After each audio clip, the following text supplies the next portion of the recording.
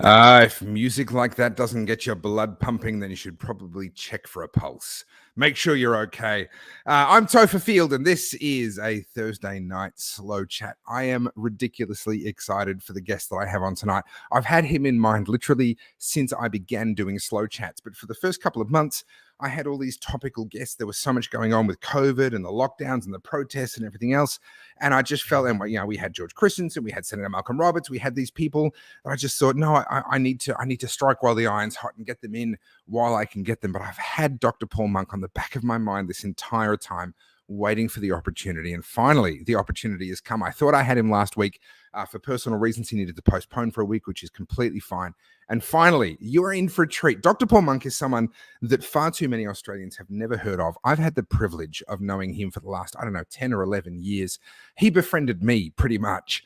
And I'm so glad that he did, because he is a man of such incredible talent, such deep intellect and deep thought. He is someone that I find every single time I chat with him, I come away chewing on that conversation for days and sometimes weeks afterwards.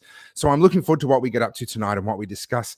He is an academic, he's a former intelligence analyst, and he's a poet, and quite a talented one at that. And I'm sure we'll touch on all of those topics. We're going to talk about China, we're going to talk about submarines, and we're going to talk about whatever else takes our fancy, because this is a slow chat and no one can predict exactly where a slow chat is going to go. But the big news before we get started is finally, I have mentioned a few times that an absolutely wonderful supporter of mine put their hand up and volunteered to pay for some new equipment. I've got a new laptop on its way. I don't have it yet. Hopefully you'll see an improvement in the picture quality when that does arrive, but that's on its way to me. But a genuine bona fide GoPro number 10. So this is going to come with me when I go on location, when I'm streaming, these sorts of things. So that old shaky cam, sound of wind blowing kind of camera noise, that's all gone thanks to a supporter. So thank you very much. You know who you are. I'm not going to say your name, but you know who you are, and I'm very, very grateful to you. And that equipment that you have funded is now finally, as of today, starting to show up at my house. So I don't think I don't want to sort of dilute today's conversation by talking about other stuff and that sort of thing. I kind of just want to get stuck in, because I feel like I've been hanging out for this chat for literally 2 months. Oh, I do need to cover this off so people don't ask questions later. I'm smoking a Perdomo Lot 23, one of my personal favorites. It's a lovely, thick ring gauge cigar, which means I shouldn't have to think about it. And that's important for today's chat, because it means I can actually focus and think about what Dr. Paul Monk is saying to me. He's a man of deep intellect, and for someone like me, I'm sure it's no trouble for you, but for someone like me, it requires some concentration to keep up with him. So I wanted a cigar that wasn't going to distract me too much, and I will be enjoying a mix of, depending on what takes my fancy, a Lafrogue Select, or in fact the Dimple 12 is my other. It's kind of a default go-to. It's nice and it's relatively inexpensive, perfectly drinkable, and pairs nicely with most things. So that's me done. Ladies and gentlemen, without further ado, let me introduce you to none other than Dr. Paul Monk. Paul, thank you so much for coming on. I literally can't wipe the smile off my face. I'm so excited about today. How have you been? In the last 2 months, all sorts of things have been going on. And to touch on the topics that you mentioned, I've been writing quite a bit about the dramatic developments with regard to China. I've been following the extraordinary decisions about submarines with great interest, and we'll be writing about that shortly. And I've been completing a cycle of love bombs for a new love interest in my life, and have just compiled the manuscript for a book that will come out over the next 2 or 3 months under the title The Three Graces.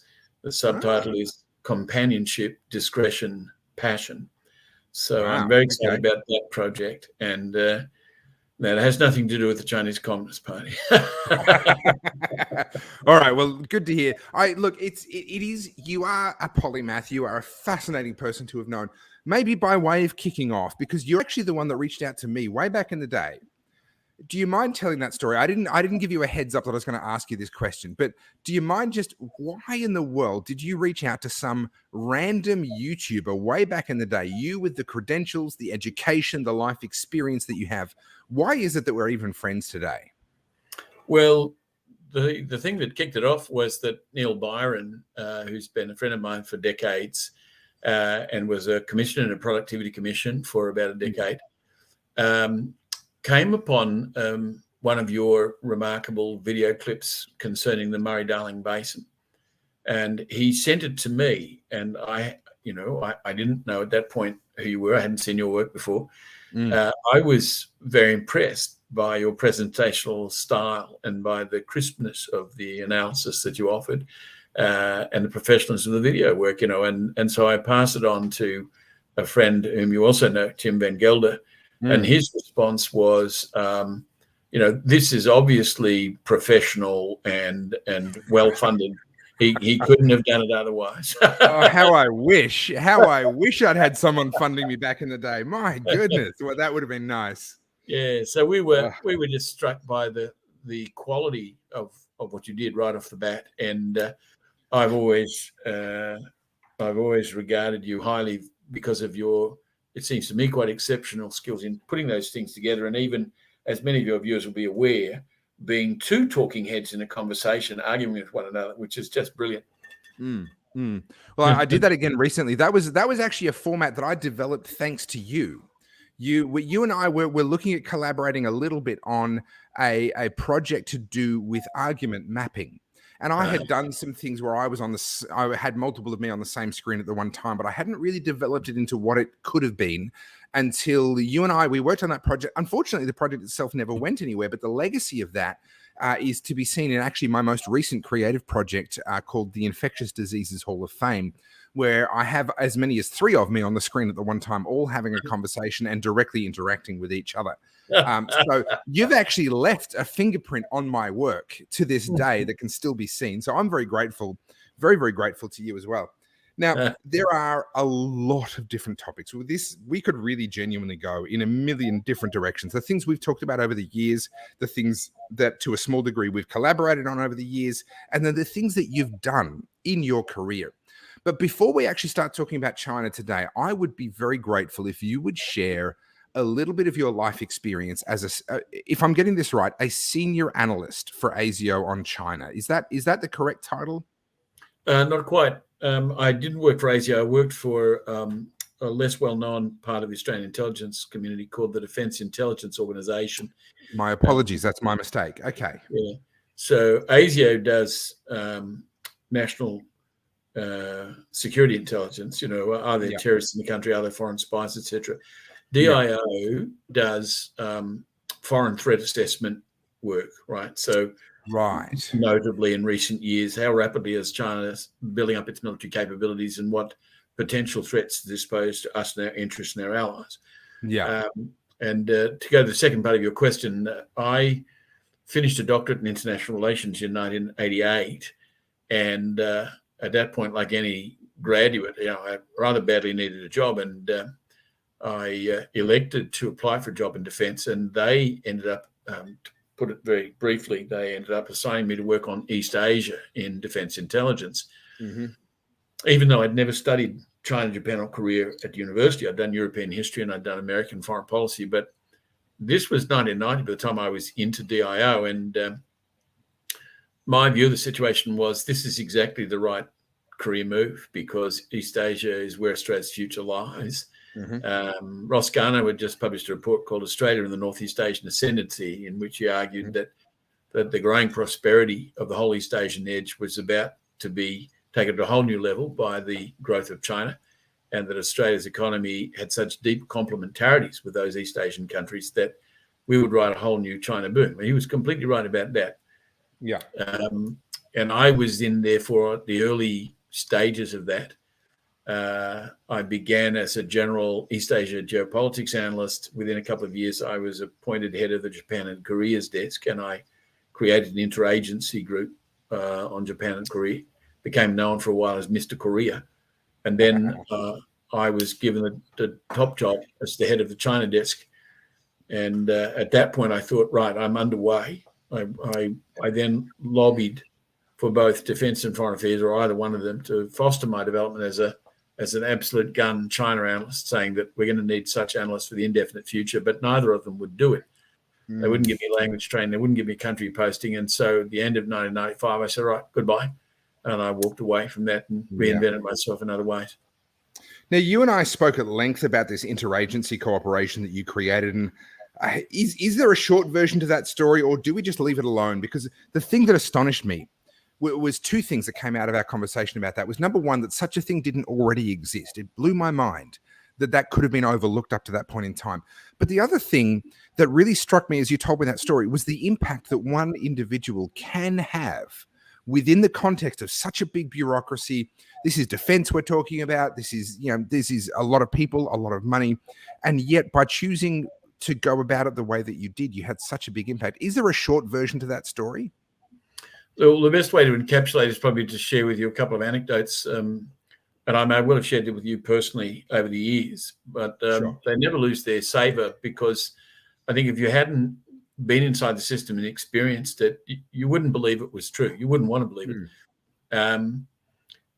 So, for example, very early on, I'm appointed just to the East Asia desk in general, and I started casting around and working the phone to find scholars or journalists or anybody who knew much about East Asia. Mm-hmm. And I quickly discovered that my colleagues thought this was a strange thing to do, but because we had all the secret intelligence, you don't go talking to academics and journalists, Yeah. And the first person I arranged to actually meet was James Cotton over at ANU, who was one of the very few people in this country doing serious work on Korea. And when I announced to my section head that I was going to have lunch with James, he said to me, "Who's he?" So this is the head of the Asia section. He doesn't even know who James Cotton is. And I said, well, he's one of the few people in Australia who know much about Korea, and I'm going to have a chat with him. And he said, well, be very careful what you tell him. And I said, well, I haven't got anything to tell him.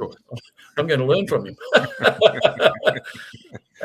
That was more or less on day one. And we could talk for the next 2 hours about similar and even more dismaying incidents that occurred in the years I was in DIO. And so when I eventually left, it wasn't simply because they had refused point blank to develop me as a China analyst, but because I was so dismayed by the shoddiness of a lot of the work I saw being done. And I thought, I can't unilaterally fix this, and there isn't an incentive to even try, because the salary is very modest. They're not going to develop me. The institution is one that I have great difficulty respecting, given the shoddiness of so much of the work. And you only live once. So I said, no, I'm out of here. There's other things that you could do with your time. Yes.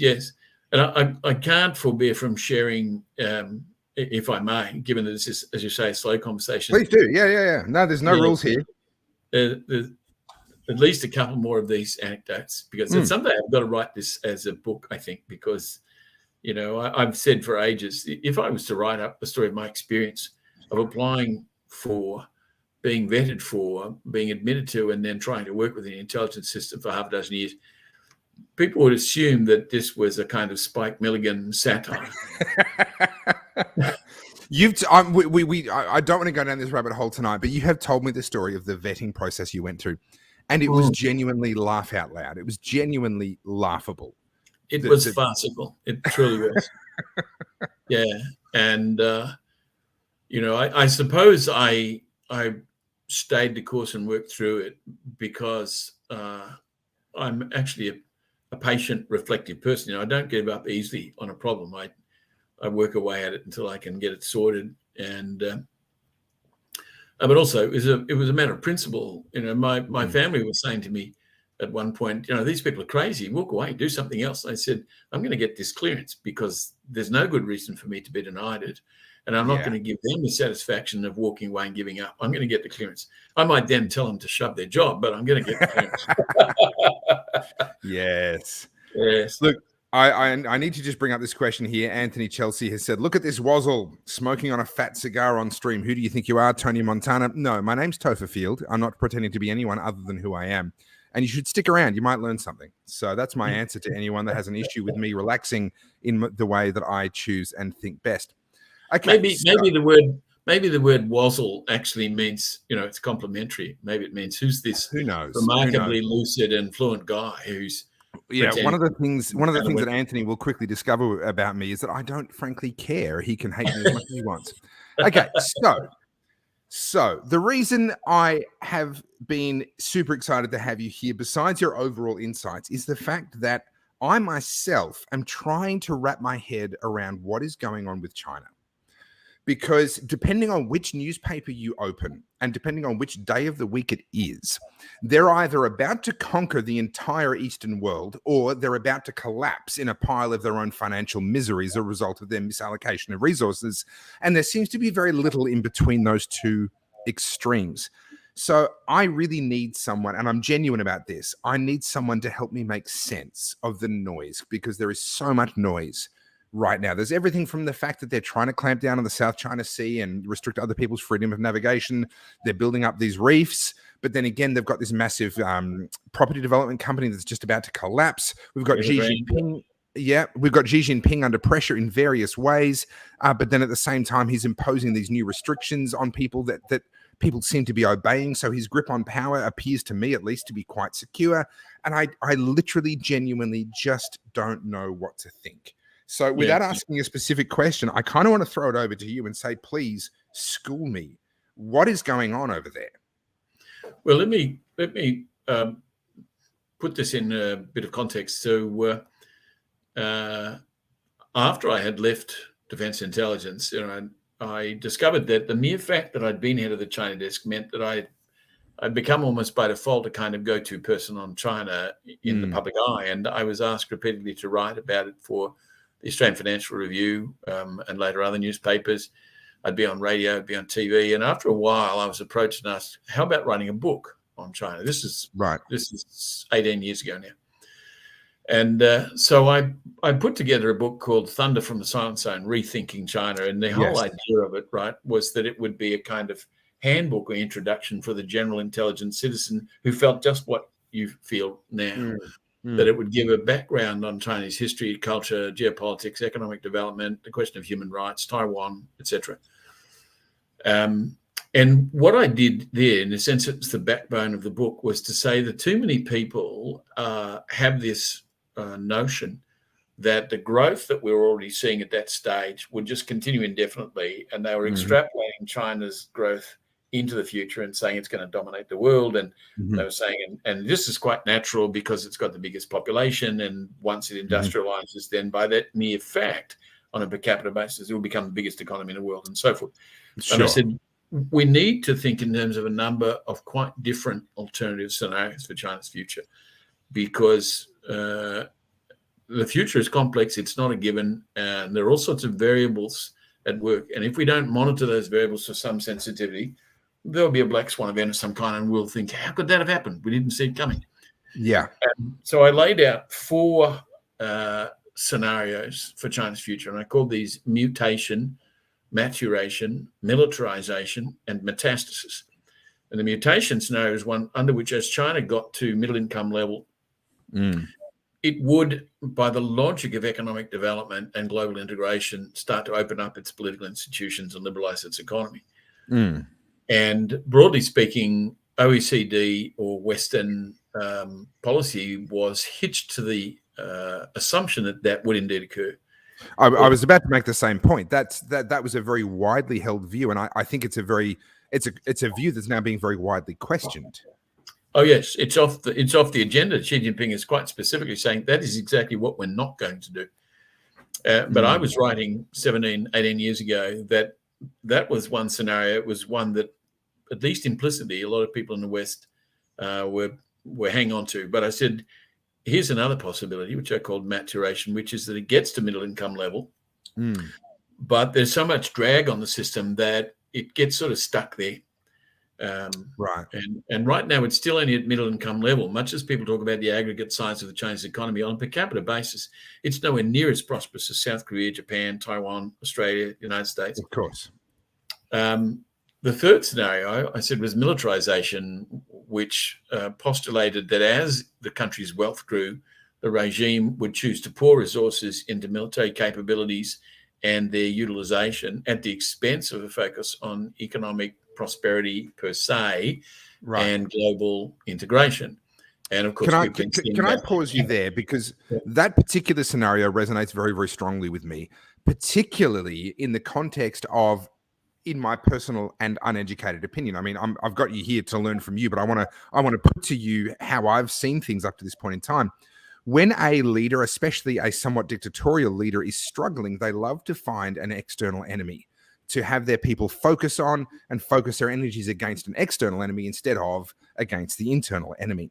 And one of my biggest concerns has been the possibility that if China began to run into some genuine trouble, that they would actually use military adventurism as a way of actually rallying the Chinese people behind the Chinese state.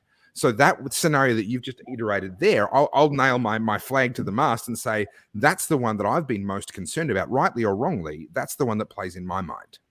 Yes, and it's playing on an increasing number of minds because China's military expenditures have been galloping ahead. And under Xi Jinping, it's gone from a policy of talking diplomatically and biding its time to very openly saying there's territory that India occupies that's ours and we want it back. We're going to control the South China Sea and we don't really give a stuff what anybody else thinks. Japan has to give back the Senkaku Islands, and which is not going to happen. Yeah, and Taiwan is ours, and if need be, we'll use force to get it back. That Australia is supposed to kowtow to Beijing, and when we stood our ground, and we got all these economic sanctions imposed on us. So, sure, it's as if Xi Jinping is not simply choosing some target for a short, sharp, successful war to shore up, popularity on a xenophobic basis.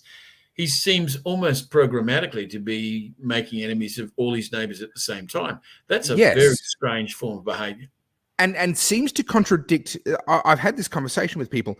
It so runs counter to, Art of War is he's one author among many Chinese authors that are worthy of equal respect, but he's the one that's had the most traction, Sun Tzu, in Western culture. It seems to run counter to the patience and the long-term perspective, the long-term thinking that we kind of associated with Chinese thinking, with Chinese military thinking especially. And I've noticed the same thing, and I don't have an explanation for it. He's picking a fight with India. He's picking a fight with Japan. He's picking a fight with Taiwan. He's picking a fight with Australia. He's picking a fight with the US. Is there a strategy here, or is this indicative of the pressure that he's under internally, that he's looking for all these external enemies? What's the scenario here? I think there's a combination of things going on, and that he is to some extent being reactive. But let me just backtrack for a moment to your statement about we think of China as having a long view. This is a cliche which needs to be unpacked because, as I've said in a number of contexts for years now, if the Chinese culture was somehow of its nature such that its leaders always had a long view and they were wise and they didn't do rash things, why did dynasties keep falling? Why did the Qing dynasty fail to do what the Japanese very successfully do and reform and modernize in the 19th century instead of collapsing?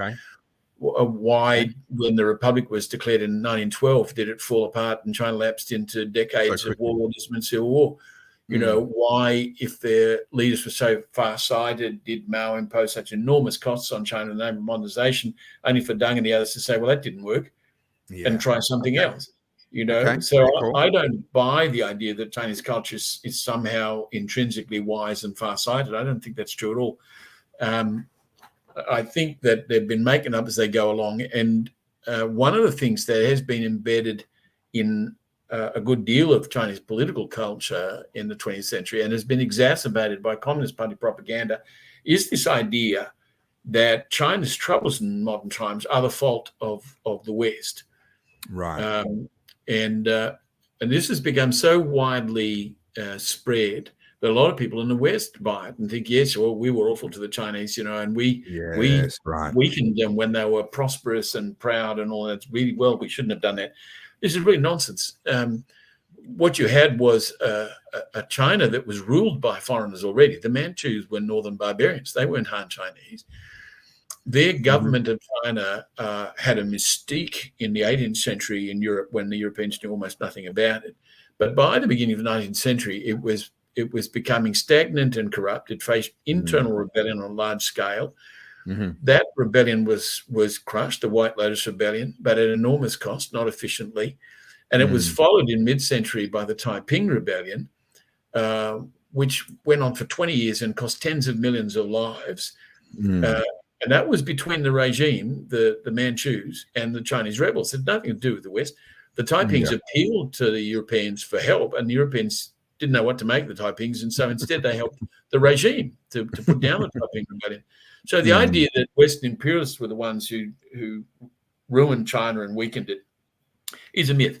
If what the Chinese had done at any point in the 9th century at a serious level had been what the Japanese did in the second half of the 9th century, and said, we have to modernize, otherwise we will be a subordinate power. We might become a colony. And they very systematically set about learning from Germany, from Britain, from the United States. How do you run a modern government? How do you run a modern education system? How do you build a modern military? How do you industrialize? And they did it. And sure, that ended with Japan becoming an aggressive power and with the Second World War. But frankly, if you're a bit dispassionate about it, you've got to admire the way they went about modernizing their country. By comparison, in China, they failed. And the fact that in Japan, they modernized their country and they brought in so much of this technology and so much of these ways of working while still being an imperial system, while still having an emperor.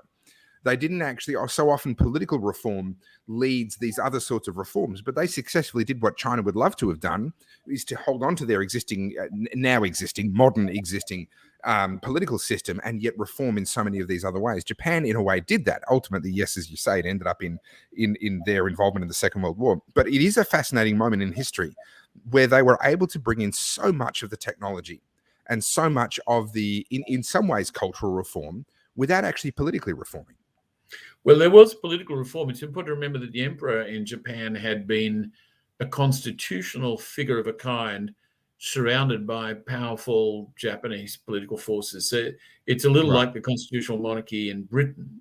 Not that I want to exaggerate the similarities, but the shoguns really ruled Japan, and the emperor was in the background. Right. There was enormous respect for the figure of the emperor, but there were people around him at all times who basically believed their job was to tell him what to do, and then his authority would go out, and it would be done because it was the emperor's authority, but it was the power behind the throne. And that was still the case with Hirohito, where the military party essentially ran the government, right? Tojo and the others. And there was a big debate in Japan. This is the beauty of a slow conversation, that one can digress a bit to fill in this background. Please do. In the 1920s and early 1930s, there was a debate between those who believed that for Japan's modernization to succeed, what they needed to do was find ways to cooperate with Britain and America, who were the dominant powers in the Pacific, rather than fight them. Whereas there was a growing party of military nationalists who said, no, we'll have to fight them in order to carve out our sphere of influence in Asia. Well, we know that from 1935, that's what happened. The military took over, pushed the civilian diplomats and so on aside, and launched into a path of aggression, which led to disaster for Japan.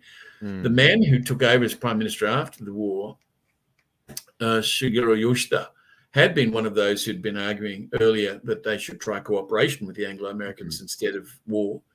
And he then said, all right, you tried it your way, now we're going to do it my way. And the result was an astonishing success, right? And rebuilt, industrialized, or reindustrialized, as it were, and thrived. And people talk about the Chinese miracle, particularly since the reforms in, I think it was the mid-70s or so, the Chinese reforms that happened. You can correct my history there.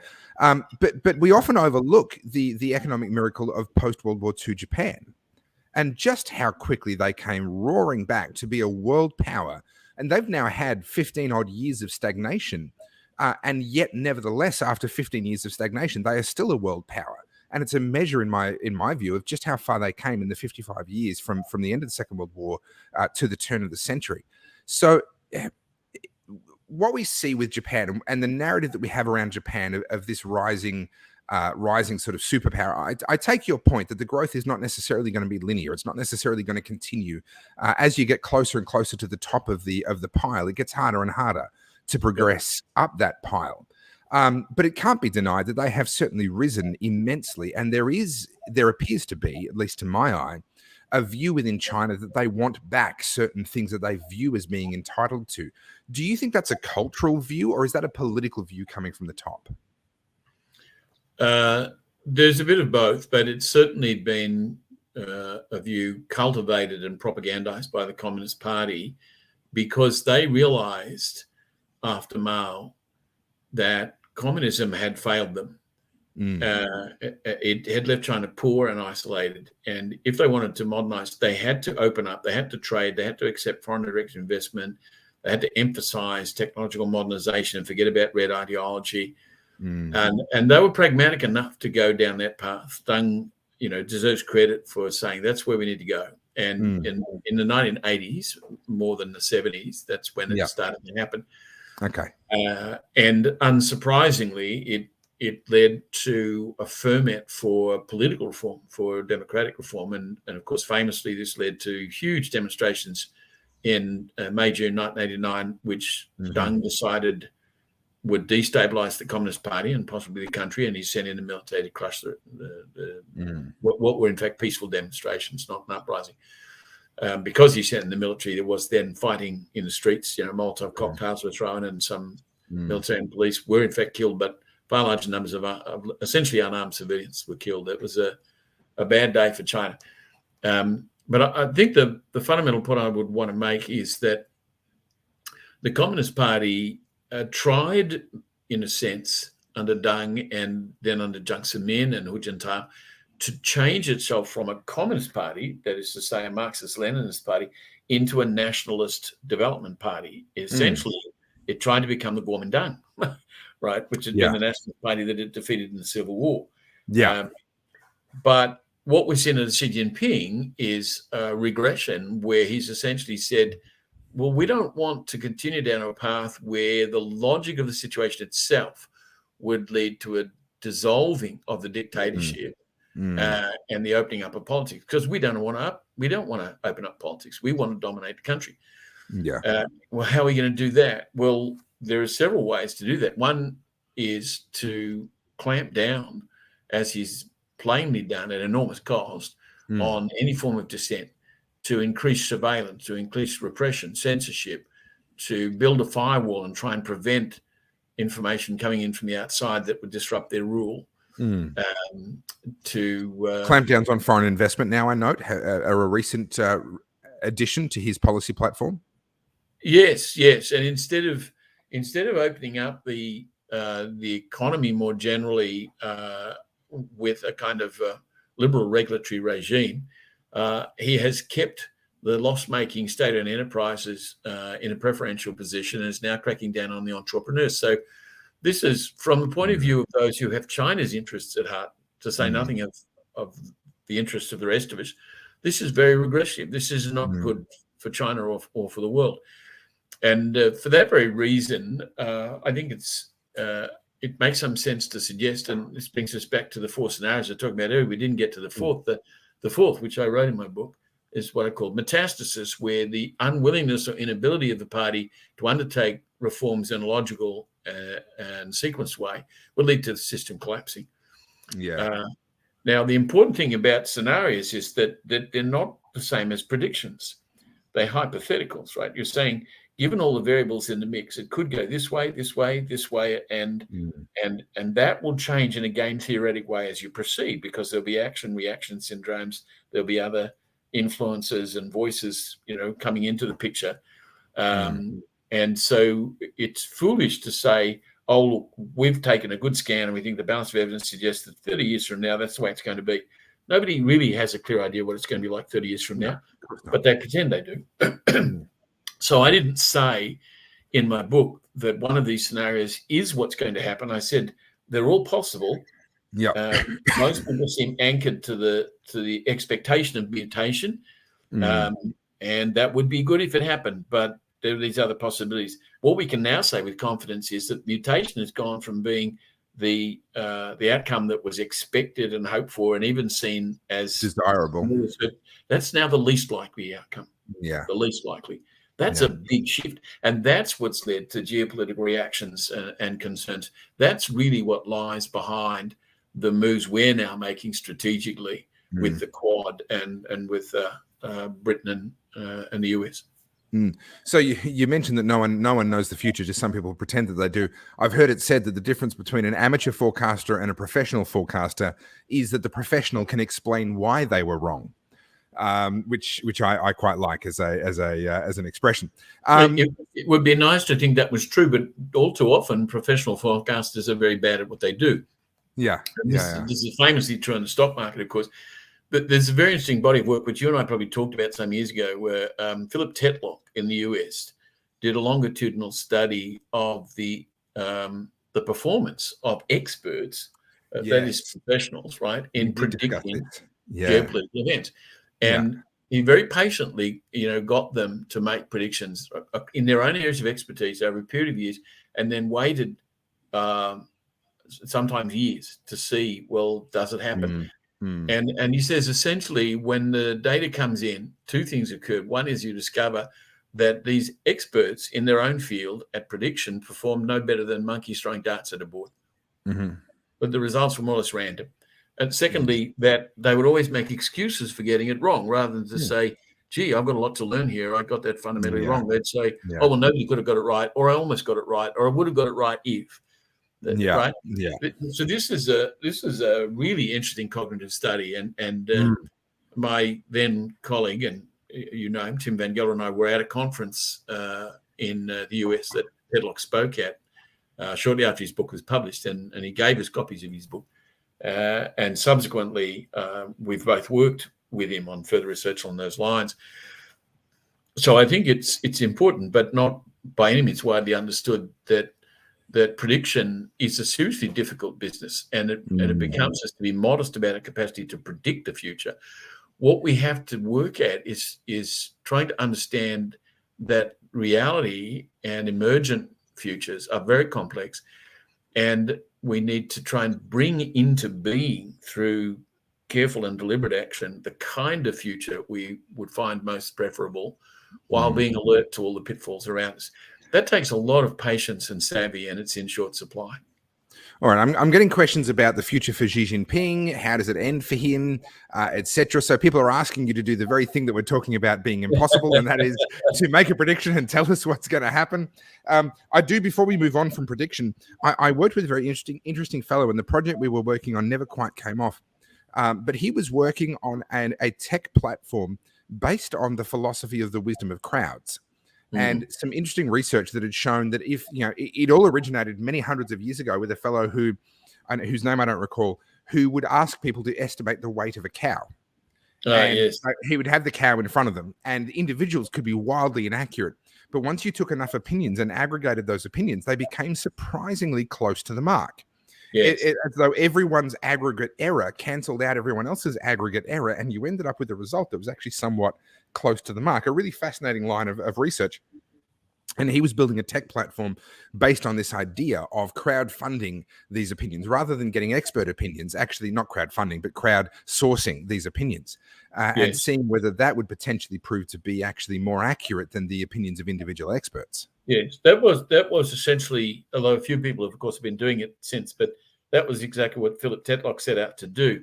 He was, after his book came out, because of its very interesting findings, he was asked by the US intelligence community to be part of an experiment where they would invite professional groups, and he led one, to see whether they could design ways to implement the wisdom of crowds, to do better analysis compared with the standard professionals in the agencies. And the benchmark that was set by the CIA for this experiment was you can stay in the competition if over the first 12 months you do 20% better than the professionals.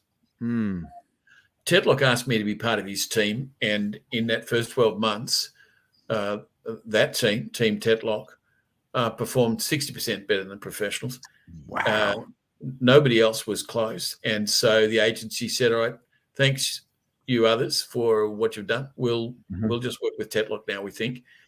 And he set out then to devise a system which would essentially operate on what we call open source intelligence, that the key to being able to do good analysis is to be able to look wherever you think you might find clues, and to think Mm. uninhibited by bureaucracy, secrecy, Mm. etc.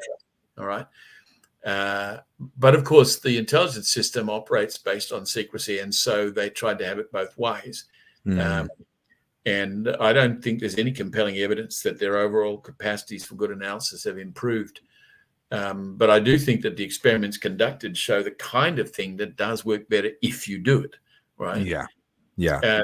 And so to wed that to your audience's questions about Xi Jinping, I wouldn't hazard a prediction specifically as to how he'll go, because there are various possibilities, as I said earlier. But I did a couple of weeks ago have a feature essay published in the Australian in which I said what we need to do is to so conduct ourselves in our relations with China that we facilitate people inside China deciding Xi Jinping's got to go. He's leading us into a disastrous outcome. He's taking the economy backward. He's risking a serious war. And we don't need any of this. We were doing very nicely. Thanks very much. Let's correct course while we can. That's very different from predicting that will actually occur. But Roger Garside, an experienced British diplomat and merchant banker, just published a book called China Coup, in which he does predict rather boldly that such a coup will occur in China within 12 months, and she will be unseated. Wow. Right. And I quoted him on this. And I said, well, the very fact that this is the game theoretic side of it, you predict that. He even names some of the people he thinks will lead the coup, right? They're real people. Well, one possible reaction inside China is those people get arrested or bumped off, right? Correct. Yeah. So the future changes again, if that's the case. Yeah. And that's why prediction is so hazardous, because, the moment you put it out there, then various individuals or interest groups react to protect their interests and to shape the future as they see it. However, if we were to coordinate our policy, economic and geopolitical and diplomatic, and in terms simply of deterrence rather than aggression militarily, we may be able to induce some such outcome in China. But it would take a lot of care and coordination. Okay, so you've mentioned coordination and you mentioned the Quad earlier, and this is a relatively new development that I don't feel I fully have my head around yet. So sorry would to jump in. Let me just throw this into the mix of interest Sure. for your audience. I was informed on Monday that article of mine from the previous week was causing a Twitter storm in China. When you say Twitter, like an online China Twitter equivalent, WeChat or something. In other words, the very idea that I'd said what's needed is a coup in China, the removal of Xi Jinping, had taken off. And I was being described, so I was informed, as some kind of Svengali, with the ear of the Prime Minister, that I was really the hidden voice of the Australian government, and that the newspaper I'd written for, The Australian, was our equivalent, or is our equivalent, of the People's Daily, that it's reading the mouthpiece of the government. All of which is, of course, wildly inaccurate, but gives you some idea how things land on the other side of the fence. Look, Michael's spot on here. When you were talking about people making predictions and naming people and that potentially changing the outcome, I had the same thought. It's Schrodinger's cat. It's neither dead nor alive until you observe it. These things change based on people's observations of them. Okay, so if you can give me a Cliff Notes version of the Quad, because this, to be honest, this came out at a time when I was completely distracted by the coronavirus and everything going on in Victoria and all the madness here. And honestly, I haven't actually taken the time to really begin to wrap my mind around really what it is and the depth of the cooperation. Is this just a surface level cooperation, or is there real substance to this? But then also thinking through the geopolitical implications of this, I haven't even begun to do that. So if you could help me out, that would be appreciated. Well, the simplest way to approach that or frame it is that last year, Rory Medcalf, who's an old friend of mine and who is the director of the National Security College at the ANU, published a book called Contesting the Indo-Pacific, Why China Will Not Rule the 21st Century. And he'd taken 10 years writing that book, and it's a really nice piece of work, and I recommend it to your viewers. If you can get hold of a copy, it's a very fine reflection on Australia's geographic and security position. And he argues in that precisely because of China's overweening ambitions, people started to wake up and say, we better talk to one another, this is getting out of hand. And it was initially the Japanese Prime Minister, Abe, and Narendra Modi in India, who simply got together and had a long talk, because they're both close neighbours of China. They're both very substantial countries, and they're both starting to get concerned about where this might go. And it became the Quad then, with the US and Australia saying, listen, we share your concerns.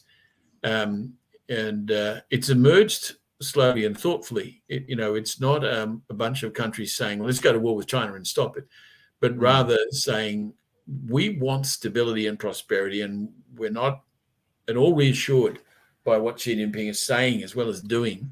Yeah. And we need to confer about what we could do to keep him honest, as it were, and to check his ambitions. And if push comes to shove, how we could actually resist. And that process has been getting underway. Initially, the reaction in Beijing was to be derisive and to say, well, this is nonsense, this will go nowhere. And Paul Keating is still spouting that line. Yeah. But it's clear that in Beijing, they've slowly realized that actually these countries are conferring, and they are cohering, and they carry a lot of weight, because while everybody talks about the size of China's population and economy, if you combine India, Japan, the United States, and Australia, we're way ahead of China on both counts. Right? And we have strategic depth. One reason they want the Chinese strategists wanted to detach Australia from US alliance is because we're the sheet anchor of its whole security system in the Indo-Pacific, right? We're this massive continent, a long way offshore. We're a thriving democracy, and we're able to provide basing for US forces in between the Pacific and the Indian Oceans, and on the way to the Persian Gulf and through the South China Sea, well away from the immediate vulnerabilities of countries right on China's periphery. And they understand very well in Beijing what advantage that is for the US. And they had hoped that they could suborn us because of our economic interests. And if we had allowed certain interest groups in this country to govern policy, it might well have happened.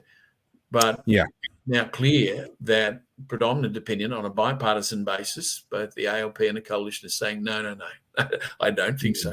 Right. I've got a few viewers who are asking, are we still a democracy? Australia is still a thriving democracy. I understand the skepticism, but if you've been to China, if you spent any time there, you'll understand that there is still a world of difference between the two. I want to talk about the inclusion of India, and this comes back to a question that I was asked a little while ago, and I'm not going to scroll up and find it, but questioning whether, is all of this concern about China actually just giving India a huge opportunity to thrive and potentially become a geopolitical force in its own right? I want to put my own spin on that viewer's question. I'm not particularly concerned about Indian imperialism outside of their immediate region. I don't think culturally they particularly have that in their DNA. But I find it very interesting that the Quad is not an Anglosphere-centric or even Anglosphere plus NATO type of centric body. This really is a fascinating multicultural, multinational body. And I find the four in the Quad a very interesting group. What are the implications from China's point of view? Would they have expected this to happen? And would this concern them more than, say, a NATO or an Anglosphere-oriented body? I think they didn't anticipate that would happen, and they were dismissive of it, as I said a moment ago, when it began to form, because they've tended to take the propagandist line that China's rise will be peaceful and we have any benign intentions, but don't get in our way because that won't go well for you. In other words, it'll be peaceful just to the extent to do exactly what we want you to do. That's a little bit close to home. I feel like I've heard that from our premier recently. But anyway, let's not talk COVID. Well, he's fairly cozy with the Chinese regime, is he not? Funny that. Anyway, moving on. Let's not go there. But to go back to your question about India, one reason, economics notwithstanding, because we did do very well out of trade with China for years, whereas the US ran huge deficits, we were consistently running big surpluses in our trade with China. And that makes it quite explicable, in fact, why many business people would say, well, don't upset China. We're doing very nicely, thank you. Let's just be pragmatic, right? Yeah. That's not a stupid point of view. It's just that when you look at the bigger picture and realize that it's not just a matter of the US wanting to contain China. The US has bent over backwards to encourage Chinese growth and draw it into partnership. But the party under Xi Jinping is saying, no, we've got our own ambitions. Thank you very much. And so all of its neighbors, including into Japan, have started to say, well, all right, if you're going to play the game that way, you will get pushback. And you're now on notice that we're talking to one another. Yeah. And if you don't start to behave in a bit more civil fashion, you're going to face a coalition. And that's not because we have any ill will to China. We're opposed to the party and its strategic policy. If you had a democratic China that really wanted to be friends, everybody would want to be friends. We have no reason to want to fight with China. We were doing very nicely out of its growth. Right? So this is the situation. And the thing about India is that we are in a lot of ways more comfortable with India than China because, you know, what everyone thinks of British imperialism in days gone by, it left a largely favourable stamp on India. They still use English as a national language. They have parliamentary institutions. You know, they have a free press. They play cricket. Their army officers are almost a caricature of you know, Sandhurst, and they wouldn't have done that if British imperialism had been all bad for India. Instead, in many ways, they want to be more British than the British, and because we have that same British imperial background, you know, we play cricket, we speak English, we have a free press, we have parliamentary institutions. There's a lot we have in common with India. We have nothing like that in common with China, especially under the Communist Party.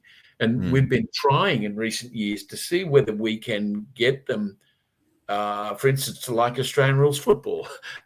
You know, can we get them to just appreciate and share with us some things that would make it easier to get along on a natural basis? And it's proving difficult because Xi Jinping and those around him are deliberately making it difficult. So I think it's in their interest from a nationalism point of view and shoring up their own support at home. Just want to respond to a couple of comments here. Camp Creek Hill, really, Topher, have you noticed that Australia is probably the most regulated country in the world? There is a rule, a fee, a permit, a law, a regulation for everything. Yes, and I have a long history of calling that out. However, the week that I spent on the ground in China was worse than the week that I spent on the ground in Venezuela, and that is saying something. The level of surveillance and the level of fear that they live under. I saw some comments earlier from people saying how Chinese expats talking about how happy they were living in China. It is my understanding from having spent a little bit of time there and having spent quite a lot of time dealing with Chinese expats, that is something that they say because it's in their own best interest to say it. It's not necessarily something that you should take their word as absolute truth. Jessica saying living in China would be a better lifestyle than Melbourne lockdown. Maybe during the height of the lockdowns, but lockdowns would not have to ease very much before I would much rather be here. The level of surveillance, the level of fear, the level of angst that is built into their culture because of the amount of government surveillance, believe it or not, exceeds Melbourne. And I say that as someone who has been face to face with riot police armed with rubber bullets. I would still rather be here under the current circumstances than I would like to actually be on the ground in Guangzhou is where I spent my week. And I made the decision when I left, I'm never going back. I'm never going back to China. I'm just not interested. It just, everything about it just feels awful to me. And you look at what the regime is doing in Hong Kong, right? People are being arrested on all sorts of trumped up charges under the new national security law. So much worse than Melbourne. Believe it or not, worse than Melbourne. Yes, I don't have any difficulty at all in believing it. I mean, I've said to friends and family over many years now, when they express skepticism about Australian democracy, look, here's an index of a democratic culture. Somebody like me, who is a maverick, who doesn't belong to a political party, who isn't a corporate executive, who is a free thinker, I'm not censored, I'm not jailed, I'm not assaulted, I don't live in fear. I don't have my phone tapped, at least it's not as far as I'm aware. And if it is being tapped, nobody's using that against me. I've been able to form a business and then change that. I write trenchant and a whole range of things, and I'm not in prison. And if I was in China or Iran or Russia, etc., I'd probably be in prison or dead by now. Yeah. Right. Ditto. You can't do in those countries what I do in this country. Yeah. So however much we think that our liberties are imperfect or being somewhat infringed at any given point, make no mistake, we are a hell of a lot better off than authoritarian or theocratic or totalitarian states. And you referred briefly to that's not an Venezuela. sorry, we will come to Venezuela because I know that's as close to your heart or more close to your heart probably than it is to mine. But that's not to say that we ought to accept what's happening in Melbourne or accept what's happening in Victoria. If anything, it's actually all the more reason to defend what we ought to have, the freedoms that we should have, and not to accept the infringement on those rights. But I think it is valuable. I think it is important to not lose perspective. We are fighting for our rights from a position where we actually still have a few left, and not everyone is that privileged. Yes, there's a saying that I very much like, which is that there's no democracy without Democrats. If we're not prepared to exercise our rights and defend them, they will be lost. Yes, absolutely. Sorry, Venezuela, please continue. Yes, well, as you're aware, but your viewers won't be, I'm married to a Venezuelan woman, and she works and lives in Venezuela. There's a whole story behind that. But I've visited her there and I constantly talk with her about the situation. She's doing extraordinary things. But that country has been terribly, badly misgoverned for the last 20 years or so. And it's a mess. What's marvelous and admirable about my partner is that she not only sees that clearly and refuses to accept it, but she has worked doggedly to bring people together and teach people in workshops, in classes. She's a professor at the business school, to think clearly about, so what would it take to turn this around? What would it take to enable Venezuela to be free again and to prosper again? And that's a very active conversation. And again, we feel concerned at the moment about certain developments in this country, but as you're aware, because you've been there, they're a great deal worse in Venezuela.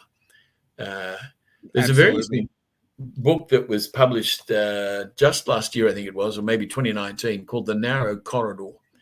And it's by two economic historians. And their argument is that it's a fallacy to believe that history is somehow moving everybody towards democracy, that progress is sort of, that's just what's happening and history is going that way. Yeah. Their argument is that, in fact, to have the combination of democratic institutions of a really working kind and economic prosperity requires special conditions and great tenacity. That's the narrow corridor. To get in that corridor is hard work. To stay there is hard work. And that work is worth doing because the benefits, if you get the combination of democracy and capitalism, are abundant. Or astonishing. Yeah.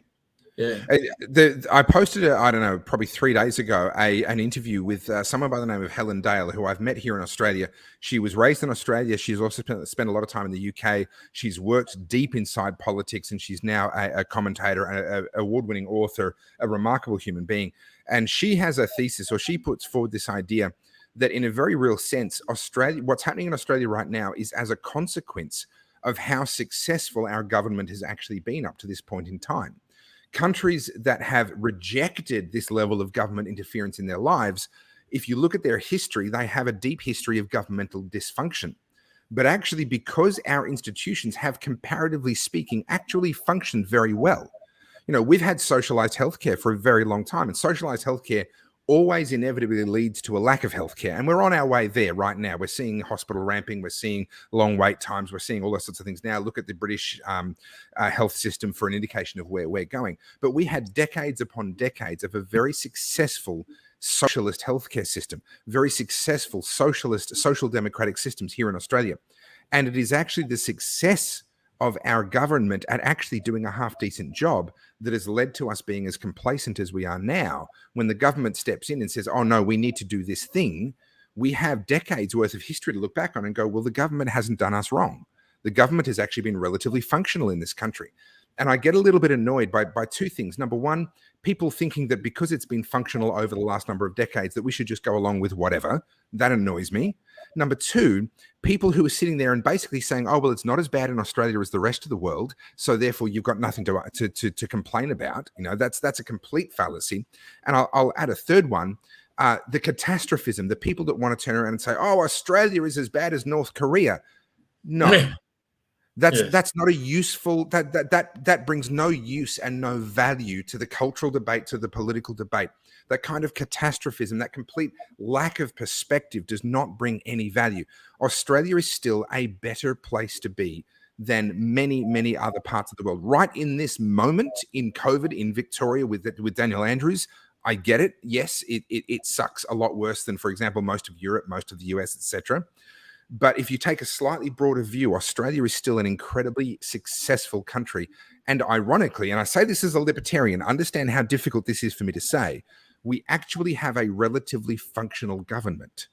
And failing to recognize that makes your argument moot. When you say to people, oh, the government is your enemy, and they look back at 50 years of history and go, well, I see no evidence for that, so you've lost me, right? We need to actually be honest about the fact that part of the problem now is that we've had a functional, successful government for 50 years.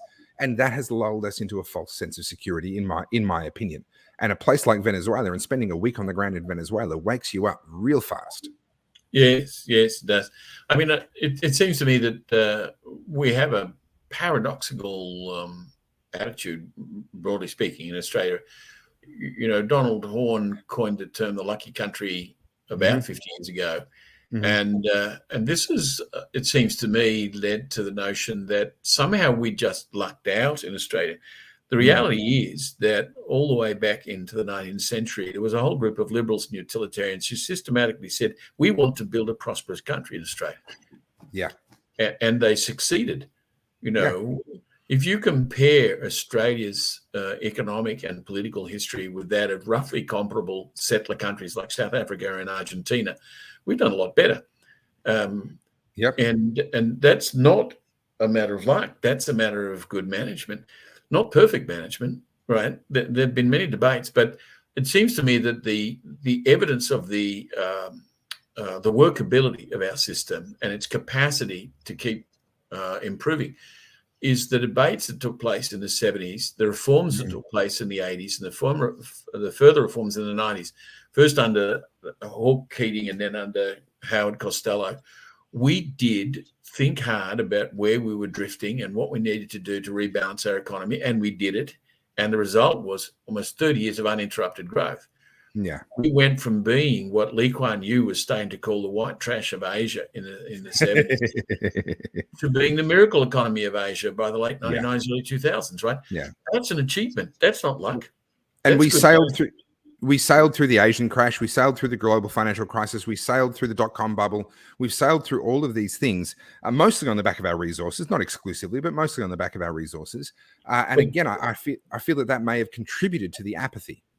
Well, it is, but let's not tell ourselves that it was, as you put it, our resources. Those resources could so easily have been mismanaged and wasted. It is the economic reforms, the macroeconomic settings, the floating of the dollar, the reduction in tariffs, etc., that made it possible for our economy to be flexible enough to adjust to opportunities and ride out the crises. And that's good management. That's not luck. Let me be in furious agreement with you on that. You only need to look at Venezuela, a topical country that we've been talking about. The largest proven oil reserves on earth are in Venezuela. And yet we see their incredible dysfunction. And you're absolutely right. They have the resources, but they've completely mismanaged them. Exactly. And Saudi Arabia and Iran have abundant oil resources, but they're both tyrannous regimes. You wouldn't want to live there in a fit. No. So, I'm very happy to be an Australian.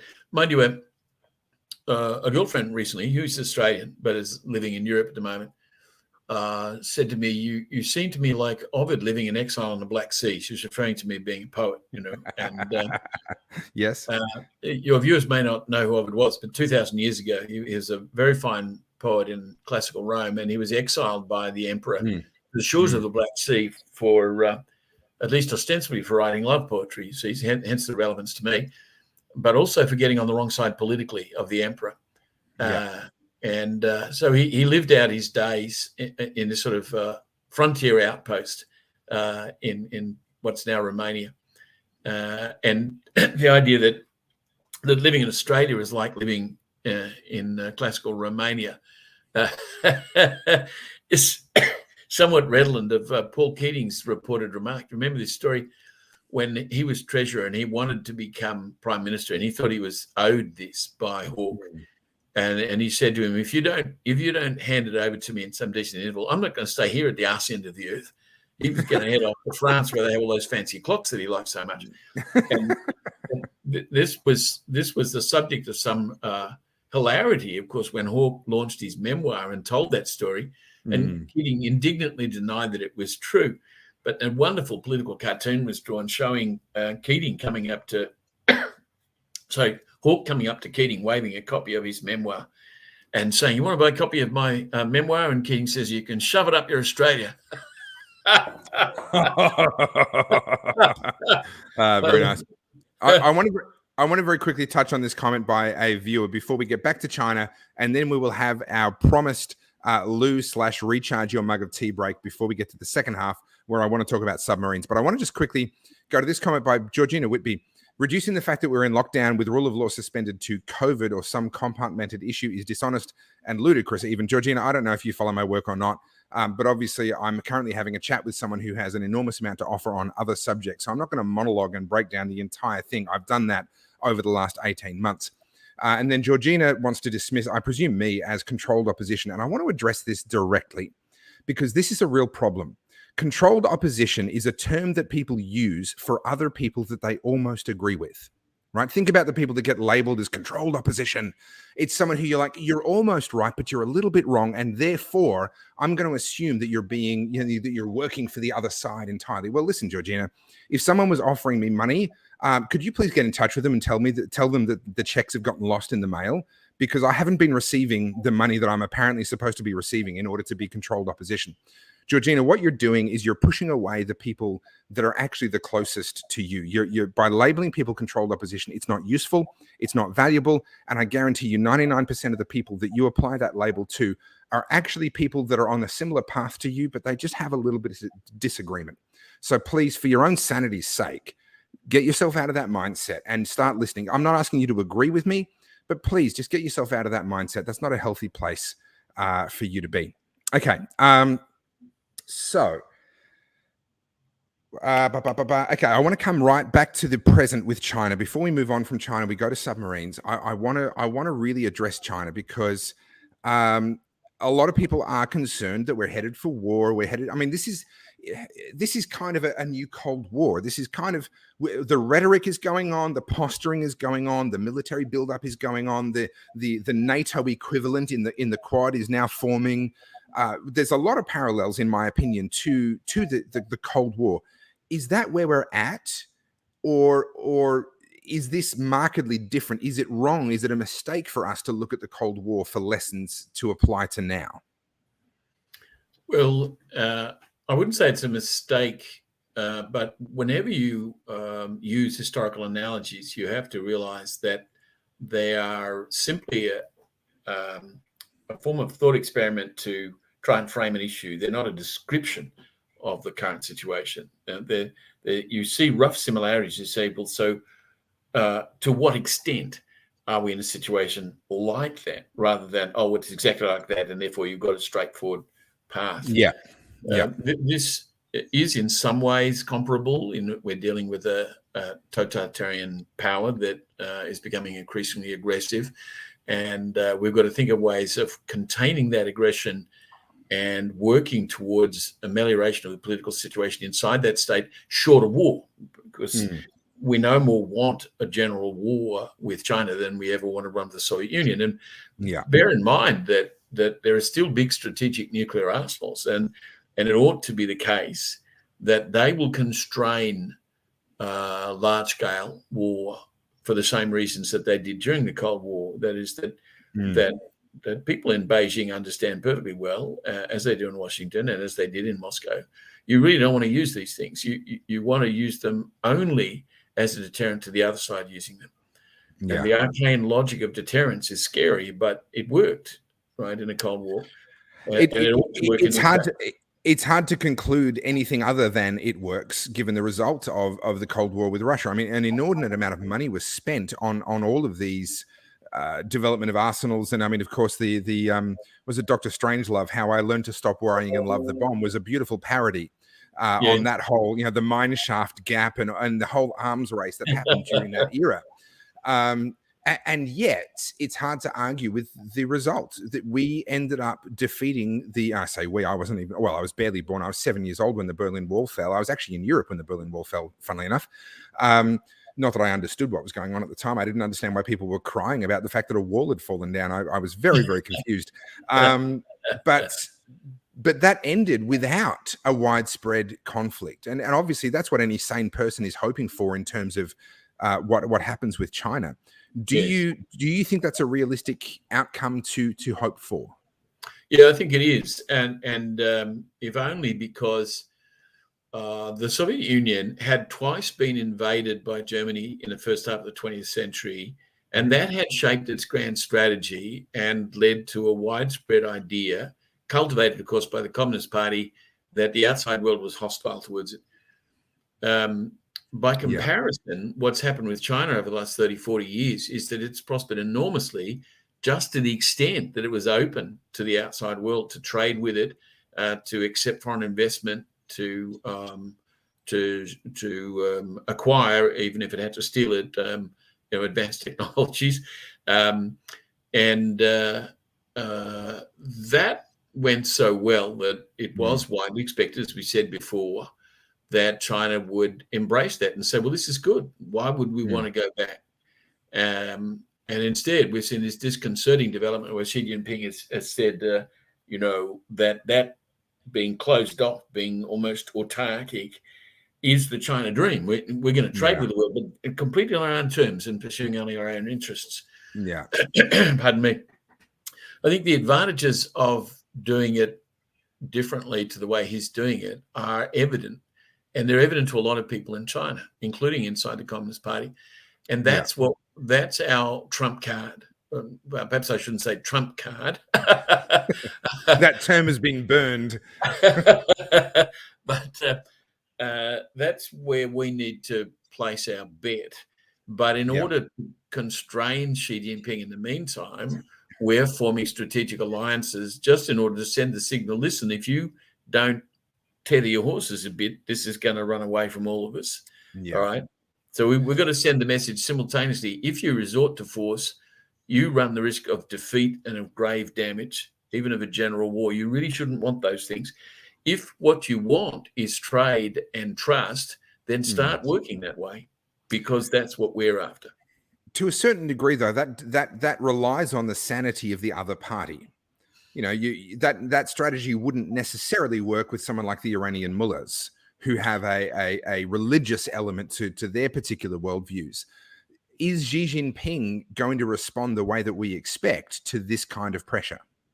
I'm not sure that he will, but I think that to the extent that he doesn't, people around him who have deep pockets and strong interests will say, well, then he's not the appropriate man to lead us, because we want that other future, right?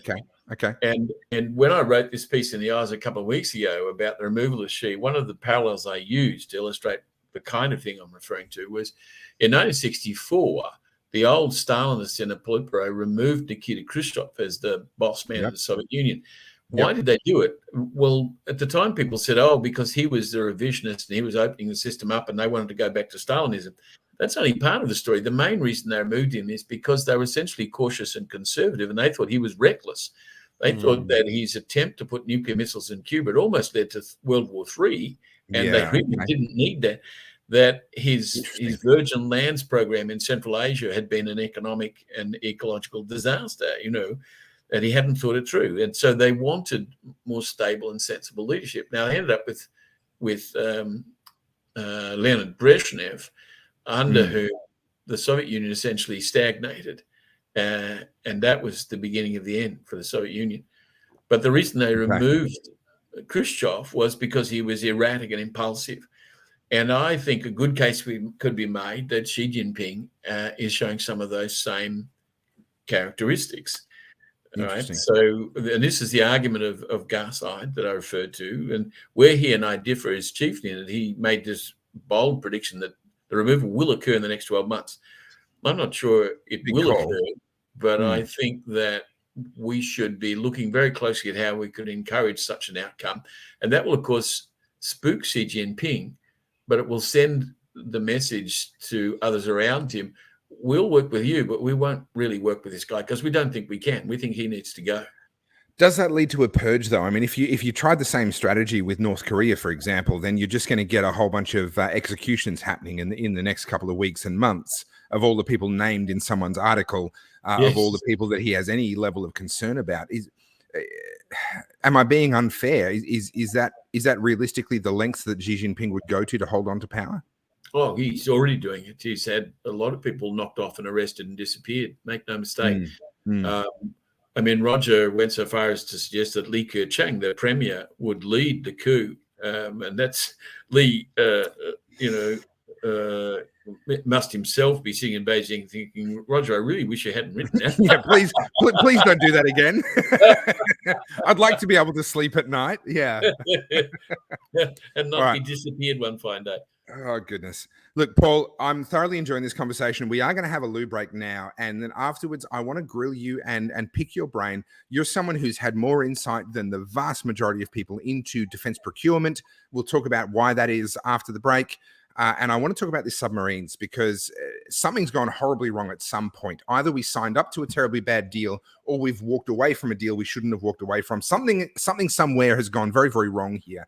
And I want to get your thoughts on that. But for our little sort of toilet refill your mug of tea break today, I thought I would pull something out of the archives from 2013. And this is a video that I did, and I entered into a short film contest called Tropfest. It's the largest short film contest in the world. This short film was one of the finalists in 2013. I'm rather proud of it. I was a writer and co-director, and a very good friend of mine produced and co-directed that alongside with me. It's the creative project that I've done. It has nothing to do with politics.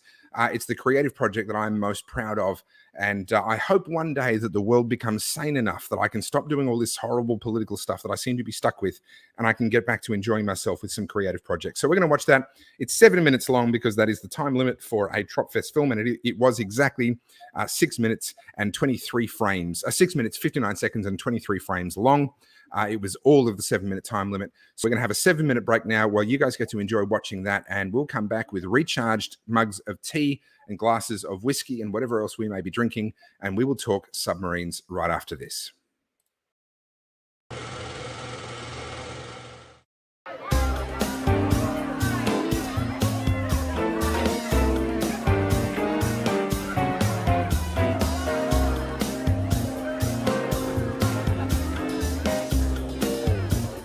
Being a hustler doesn't just mean being the best pool player. It means knowing how to pick your targets, how to suck them in, and how to beat them.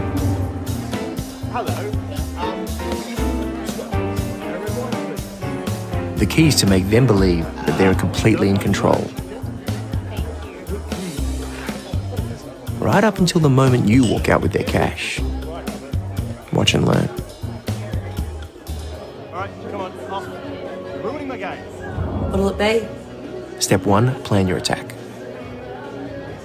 Let's make it a piss Casanova. Can I cut you off for being drunk again? I enjoyed that last time. Do I look like I need some help with these guys? Yeah, I haven't heard that before. You know where to find me. Step 2, make contact. It helps if they don't really like you.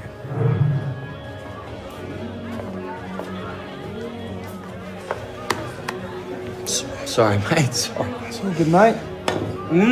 Not bad. Not bad at all. You been playing long? Only with friends. Oh, bad luck. See, I would have got that in. Oh, you don't believe me? Who doesn't believe me? Oh, hello. $10 says I could beat you guys. Pissed as I am without even breaking a sweat. I don't play for money. It's just another way of saying you're shit. I'm sorry, love. I get a little bit carried away. All right, suit yourself. Everyone says no the first time. If they didn't, I'd be suspicious. My name's Troy. What's your name? Eleanor. Hey, I'll play you. You want to play me? He wants to play me. Sure, why not? I could use a free beer. Ah, I like you. You're a funny guy. Let's play for $20 then. 20 bucks? Sure.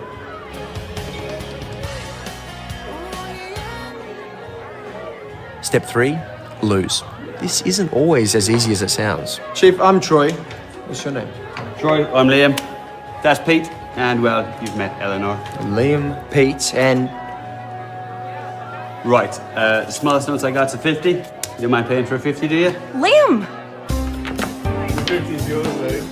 Right? Oh, you're dead! Drink. All right. Come on, mate. Come on, mate.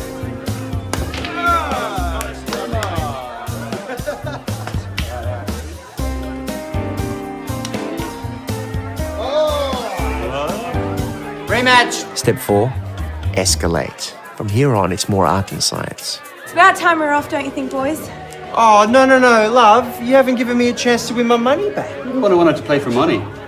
You're the one who wanted to play for $50. And? Oh, I see what's going on. Yeah, I'm the schmuck who's going to pay for all your drinks, huh? Very smooth, mister. Nice boyfriend you've got. He's not my boyfriend. You don't have a boyfriend? Can I buy you a drink then? You already have. Maybe you and I could play a game. Hey, I'll play you. I'm busy. $100. Peter! $200. Fine. Rack 'em up.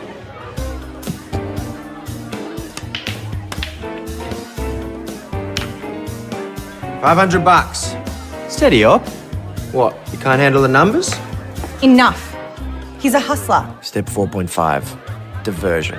When you get busted, it helps to have friends in the right places. A hustler? Remind me, who just made $200? That's how it works. He sucks you in with a small amount and then stings you for more. Or perhaps he's just drunk and stupid. We're leaving. It's really nice to... Beer me. No, mate. Have a glass of water. I don't want another glass of water. I want beer, thanks. Drunk and stupid. I don't know about you guys, but I could use an extra $500. Yeah. Hey, Troy. Step 5, endgame. If you've got them this far, they're definitely going to go all the way. Fire away. How many balls can you see? Oh, nothing.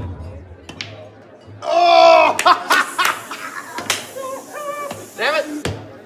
One more. Winner takes all. How much have you got? I'll match whatever you got. Everything. Come on. You got a whole lot. We were planning a pretty big night out, so the whole lot is a fair bit. It doesn't matter. I got paid. I can cover it. Look. How much? Cough it up. What have you got? Well, how much have you got on you? Oh, here we go. Look at this. Oh, sorry. All right. Put it right. Nice. Stack it up. How much? You! That's not good. I remember you! Your number's up, huh? What? Hey! What are you? Oh! Come in here, away with it! Come on!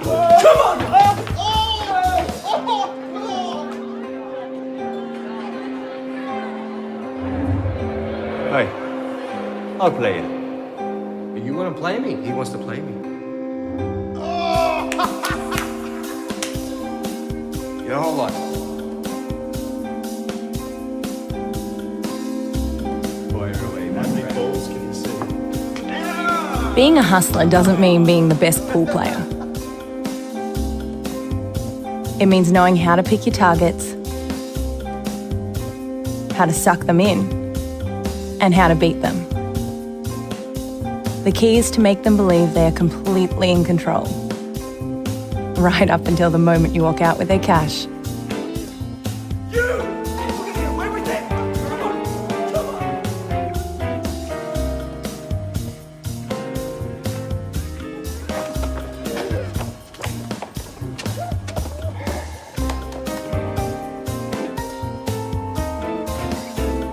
Not a bad start. Where's next? We've got 3 more tonight. Let's start with the old line. Well, only 3. I thought you said it'd be a late one. Shut up and call a taxi. Wait, taxi! So if the world weren't a completely mad political place, and if I hadn't somehow found myself as the political commentator that I am, then that is what I would be doing. I would be writing and directing exactly that kind of content and enjoying myself doing all of that. Unfortunately, the world is a crazy place, and there are things that need to be said and things that need to be done. And so I find myself doing those things instead of things like what you just watched. So I hope you enjoyed that. That was a lot of fun. And I made the finals of Tropfest, so the top 20 short films at the biggest short film festival on the planet. And I was one of the top 20 that made the finals and flew up to Sydney, and we were played in the park there in 2013, back in the good old days when we could have things like film festivals in parks where lots of people came along. It was a lot of fun. So I do have another project that I'm going to be announcing this week. It's not a creative project. It is a documentary. The working title, and this is an exclusive, by the way. No one else has heard this until you guys are hearing it right now. The working title that we have is Battlefield Melbourne: The Fall of the World's Most Livable City. And it's all about the last 18 months in Melbourne from the point of view of people like myself and Rukshan and many others that have agreed to come on board, be interviewed and be a part of this documentary. We're going to be talking about the work that so many good people have done. I mean, I'm only one small part of it, a lot of people who have worked very, very hard to try and sort of pull us out of the insanity that we've found ourselves in. So keep an eye on my Facebook page for that. That will be, I don't think I'm overselling it to say that it is going to be my most important piece of work that I have ever done in my life up to this point in time. So you'll hear a lot more about that in the coming week. We're going into production now with the objective of having the documentary released before Christmas this year. So it's going to be a really intense couple of months for me from now until then. So that's an exclusive. You've heard about it here first. However, that's not why we're here. We're here because I have the wonderful guest, Dr. Paul Monk. I hope you enjoyed your break there. All right. Me? Yes. All right. I was exchanging messages with my muse, for whom I've just written a whole book of poetry, and lovely. She's an extraordinary woman. I feel very lucky to have her in my life. Well, I'm not lucky enough to have a muse, but then again, I'm not a poetry writer, so I don't even know what that involves. However, when you're not writing love sonnets to your muse, you are doing sonnets, but I'm sorry, I'm being pedantic, but as you know, that's why you said sonnets. I did write a book of sonnets for a muse of mine many years ago, or almost 30 years ago now. This is a set of poems. It's nicely structured. The first three and the last three poems out of 75 are each 30 lines long. And in between, there are 69 poems, each 12 lines long. So there's a symmetry to the whole setup. Okay. And dare I say, there are 69 poems in the middle, which is called End to End, because it's a cycle of erotic poems. So it's a little joke on my part. But it's been a lot of fun writing it, and she's wonderful. She is very literate, and she loves the poetry. So it's a great combination. I'm curious. It appears that my stream on YouTube got interrupted, and that's interesting because what happened on YouTube, that video was put up there by Tropfest in 2013 because I was one of the finalists. They upload all of their videos, and it's interesting. It's interesting that when I went to look for it recently, it was gone. It's no longer on YouTube under Tropfest's account. They had co-rights, so I retain all the rights to that project, and I can broadcast it if I want to. But for some reason, YouTube seems to have an issue with that project, and I'm not quite sure why. So apparently it thinks it's copyrighted content. I wrote the fucking thing. I directed it. It's mine. Let me broadcast it, YouTube. Okay, anyway, I've got that off my chest. Apparently the stream on Facebook worked, no problems at all. So I'll probably find myself in all sorts of trouble with YouTube for using copyrighted content, and I'm going to have to go and explain myself to them. Okay, I did promise that we were going to talk about submarines, and I'm really curious to get your thoughts on this. But before we talk about submarines, it's probably worth, for the sake of everyone that's meeting you for the first time, why do you know what you know about defense procurement? Who are you when it comes to that particular subject? Well, after I had walked away from the intelligence role, in which, of course, in the nature of the case, I had to look at a lot of that stuff. One of the things I did is set up a consulting company that worked in applied cognitive science. So we looked at argument structure, decision-making, hypothesis testing, and we ran training workshops and consulting jobs for various clients. And among the clients, about a decade ago, was the Submarine Institute of Australia, which the director of which said to me, he had read a report I'd written for the Army about the decision to acquire a new batch of Abrams tanks. He thought very highly of that report, which had been done in 2007. And he said, I wonder if you could work with us to do something similar with the submarine decision, which, of course, at that point had not been taken. Yes. And it's very apropos of what's just been occurring, because the submariners, when I ran this series of workshops for them, made very clear that simply from the point of view of military efficacy and force structure, Australia really should get nuclear submarines. It should get Virginia-class American submarines. But they said that there are two problems. One is the Americans won't sell them, and the other is that the whole left set of parties and agitators in Australia are dead set against the use of nuclear energy of any kind. Yeah. So they said, we have to be realistic enough to acknowledge that we're not going to get nuclear submarines. So that then leads us to fall back on the proposition that we do need submarines, and they need to be long-range submarines. They'll have to be conventional, but they must be long-range.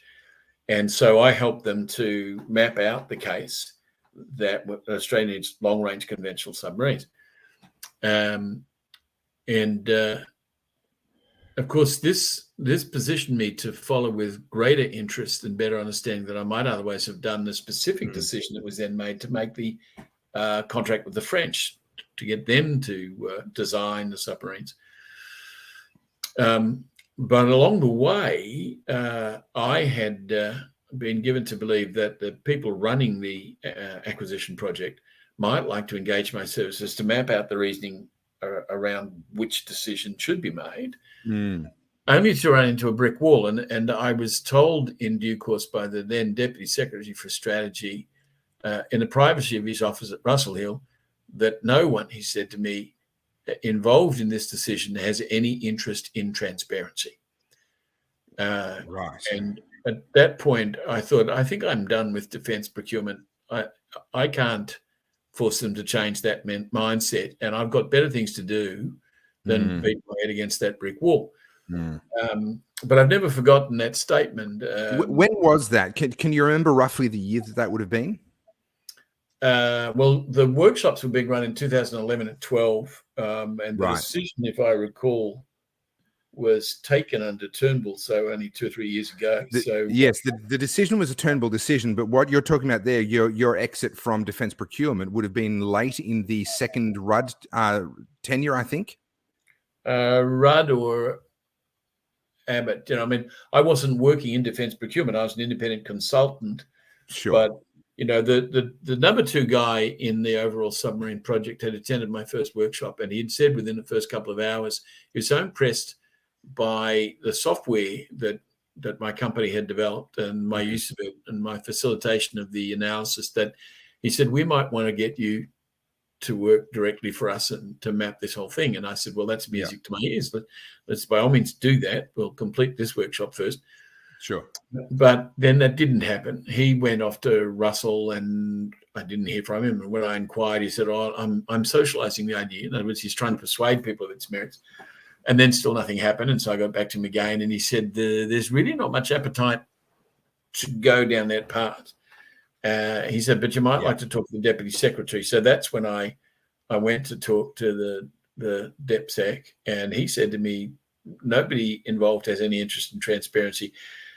Because the whole thing was, of course, and frankly, I would say this is still true of the submarine decision that's just been made. There are so many interest groups and so many political lobby groups involved that they skew the decision. If you simply want to make a decision based on what do we need from the point of view of national security and how do we get it efficiently and cost effectively, that's one thing. But by the time you satisfy all the different interest groups, all all sorts of other stuff goes on, and that's what they don't want to be transparent. So this is one of the things that concerns me, is that critical defense spending decisions. I mean, this is an enormous amount of taxpayers' money, not to mention our national security, not to mention the lives of those who volunteer to be a part of our defense force, who have to use the equipment that we give to them. And yet it seems to be this incredibly politicized, I don't know how else to say it, but selfish. It seems as though the people making the decisions are making it based on what's in their own best interest, rather than what's actually in the national best interest. Am I being too harsh? And I don't want to compromise your position with any ongoing work that you have, obviously, but something went wrong. Let me phrase it a different way. Something went wrong either with the original French decision or with the decision to walk away from the French submarines. How does that happen in a country where we're supposed to be good at this sort of stuff? Well, I don't think that any professional who's closely acquainted with the history of force structure review and equipment or platform acquisitions would say that we're actually good at it. We've got a long history, unfortunately, particularly in the 21st century, of not doing that well. And there've been reviews that have agonized over, so what's going wrong? How is it that our substantial DMO, which was formed in order to rectify that problem, has in fact not solved it? Yeah. So that's a whole line of inquiry, and that's to do with defense bureaucrats or the military caste, the politicians and their constituencies. So another whole issue again. Yeah. I would say that, however, given that when the decision was made, there was a warranted assumption that we could not get nuclear submarines.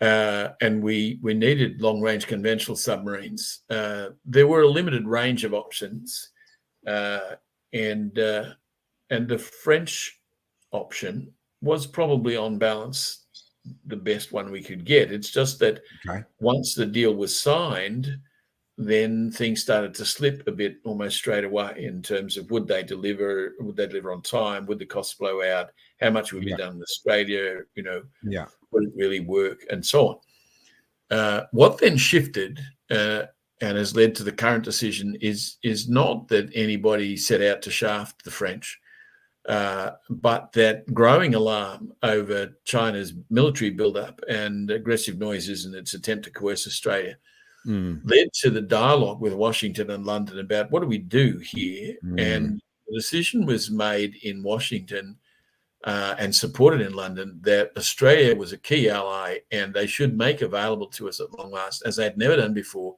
nuclear submarines.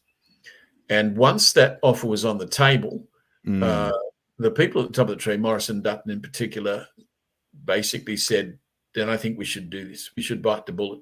Yeah. We were becoming, when I say we, I mean they, and more diffusely others, were becoming increasingly restive about the way things were drifting with the French, I think. And there'd been some discussions about that. But this was a game changer. If we could get Virginia-class submarines or Astute-class British ones, but it's almost certainly going to be American ones for a variety of reasons, then this was a much better platform. This would be a decisive submarine capability, and we wish we could have got them years ago. Well, that's why the decision was made. The question then of, how that will play out and whether we'll get them in a timely manner and how much it costs, those still remain serious issues. Yeah. Well, one of the things that struck me about the decision with the French submarines was the timelines involved, and almost this assumption that we're not going to have any trouble in the next 15 to 20 years. Because these submarines were going to start coming online in, 15 years, I think, for the first one, and 35 odd years by the time the fleet was delivered. That's a fairly extraordinary timeline, given that the Collins class, contrary to a lot of people's opinions, the Collins class, after a number of upgrades, have become a perfectly competent submarine, but they are aging, and by 2035, 2040, they're going to be a seriously old piece of equipment that I wouldn't personally feel comfortable sending our submariners out into combat in a piece of equipment that's that old. The timelines always struck me. I mean, the money is one thing, but the timelines were always a concern for me. And you had the Japanese option and a few other options where the timelines were considerably shorter. I note the skepticism, and there was an article that you posted on your Facebook page earlier today, I think, from the Australian, someone expressing skepticism that we would actually even get these, these nuclear-powered submarines. Talk me through that. Why the concern? Well, this is Greg Sheridan, who, of course, is the Australian foreign editor, and Greg is, as a journalist, he knows how to attract attention, and he often makes sweeping claims and drops names in an effort to get his readers in, and he succeeds. That's why he's still in his job. Sure. But with pardon me, I must be getting some of your smoke through the screen. Yeah, we've both got the same thing. It must be a computer virus. That's what it is. It's a computer virus. It's gone through the computer. But essentially, his argument was that it was already going to take too long to get the French submarines, and the nuclear ones are going to take longer. Are they though? They're already in production. Is that true? Well, let's come back to that. I just asked me to summarise his argument. So I just want to complete that summation. So he says it's going to take too long, and that therefore it has no bearing on the crisis that's looming in the next 10 years. Yeah. Now, that's correct. But if you thought that way and said, well, there's no use in thinking further ahead about upgrades and alliances or even signalling our seriousness, then you wouldn't order new submarines at all, because the same applies, right? Sure. It ends up being a patently absurd conclusion. Yes, and I think he hasn't quite thought through what he was saying. If there was some option to get nuclear submarines more quickly than the conventional ones, and it may prove to be the case that there is, right, then his problem would go away. But instead of saying, well, we need to look actively for that option, for example, by leasing some submarines from the US while we're building the new ones. And perhaps the US, with its much bigger industrial and shipping system, builds new ones, and we lease ones that already exist, right? Yeah. And I suspect that kind of conversation is going on behind closed doors. But the way it seems to me we need to view this is that we're not at the moment preparing to fight a war with China. We want to avoid a war with China, and there are various ways to discourage China from going to war. However, we are preparing for what we reasonably expect could be a very long period of tension and uncertainty, where the primary concern is China. And so we're sending a number of signals that we're getting together with like-minded regional allies and international allies. Between us, we're preparing. We will stand together, and China needs to think really hard about, does it really want to take the rest of us on and continue to alienate us? In the best circumstances, of course, what occurs well before we've got all the nuclear submarines in our arsenal is that China democratizes and the whole game changes. Sure. But we can't bet our future on that.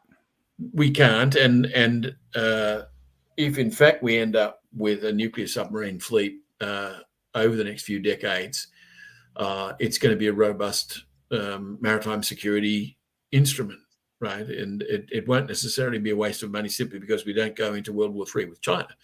Yeah. And, we talked briefly before about nuclear weapons, and there's no question that the amount spent on them was ruinous in a lot of ways. The logic of the arms race was coercive, but crazy. And that's why Dr. Strangelove is so darkly funny, because that's the situation we'd got ourselves into even by the early 60s, right? Yeah. And people forget that we're not out of that situation. Those nuclear arsenals have been scaled back, but they're still very big and they still exist. And there's still the possibility of things getting out of hand and a nuclear war occurring. And unfortunately, we can't rule that possibility out. So China right now, I believe, on the figures I looked up the other day, has something like 78 or 79 submarines. Many of them are locally built within China itself. They have licensed a number of designs from China, from Russia, and from elsewhere. And And by all accounts, they tend to be quite noisy, which is a pretty big problem when you're a submarine. They attempted to shadow a convoy of British warships, including their aircraft carrier, whose name escapes me right now. I think it was in 2016 or 2017.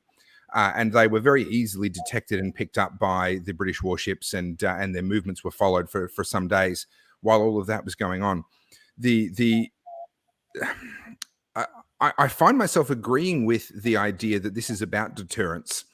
But if we adopt too much the view that it's about deterrence, then we may find ourselves not properly prepared in the event that some flashpoint does occur and we find ourselves in a hot war. I mean, it could be argued that many of the wars that have happened throughout history have been, at least in part, accidental. People have been posturing, and then a flashpoint has occurred, and all of a sudden they've found themselves in a war that in some cases neither side really ever actually intended. The submarines are obviously an important part of our own defense posture. The Quad and cooperation with these other allies is an important part of that. Do you find yourself worried or concerned that we will actually end up in a hot war? Or do you tend to find that a distant possibility, and you find it much more likely that we're going to end up in more of a Cold War scenario for the foreseeable future? I think, and I wrote this recently in the essay I was referring to earlier, that we are, for all practical purposes, already in a Cold War. Beijing's propaganda line is that any criticism of it or any attempt to form the Quad, etc., is Cold War thinking, and that it's reactionary and a blowback and not helpful, etc. But meanwhile, the way it's conducting itself makes perfectly clear that it's engaged in a Cold War with us. And it has attempted all sorts of things in terms of infiltration and influence operations and completely disingenuous behavior, where for years it said it had no intention of militarizing the South China Sea, and meanwhile it went ahead and did exactly that. Yeah, that it has only peaceful intentions, but it will resort to force over Taiwan unless it gets its way. We have finally more or less come to the opinion, and I say we in the sense of the members of the Quad and the AUKUS treaty, which has just been drawn up, that we cannot trust the regime in Beijing. It doesn't have benign intentions. It's a serious problem, and we need to take steps to make clear to it that it's not going to prevail by default, and that if it resorts to force, the cost could be very high, and therefore it should keep thinking. Now, the big danger that we're in for the immediate future is that China's capabilities have grown very fast in recent years. It has witnessed the US being internally divided and on the back foot. It's just witnessed the debacle in Afghanistan. And therefore, it's quite conceivable that there will be a calculation in Beijing that they can push the envelope and the US will back off. And maybe it will. But if it doesn't, then the Chinese, having pushed the envelope, suddenly find themselves in a situation where if they go ahead, there's conflict, and if they pull back, they're humiliated. Yeah. And when that occurs, a power will often go ahead, and you end up with conflict, right? And this is an unfortunate reality that when leaders of countries are faced with that choice, do they accept some sort of an internal domestic political humiliation, or do they sacrifice the lives of their soldiers? All too often in history, we see that they're quite willing to actually proceed into war under those circumstances. And obviously, I certainly don't. I know you don't, and hopefully everyone watching would be in a position to say, well, that's not what we're looking for here. But we can't be too idealistic. We have to look at the situation that is actually in front of us. You've had some interesting things to say in the past about the internal politics of China, and I don't want to steer us too far away from the submarine side of things, but China is the main focus of why we're even talking about submarines. There is an argument to be made, and I've read it, and I don't know enough to be able to critique it and say whether it's right or wrong, but there is an argument that I've seen made that China is better viewed as an empire than as a country, that it's in itself a disparate ethnic series of ethnic groups that have very different religions and very different cultural values and so forth, and that there is a very real risk from the Chinese point of view that they could find themselves in internal strife long before they end up in any international strife. Do you agree with that thesis, or do you see it differently? Well, China is an empire that declared itself a nation state. So whereas the Communist Party insists that the PRC, as it now is, China, has always had these borders, that Manchuria, Mongolia, Xinjiang, Tibet, Taiwan have always been part of China. That's simply demonstrably not the case. Yeah. They weren't part of the Ming Empire, any of them. They were only integrated into a so-called Chinese empire by the Manchus, who were not themselves Chinese.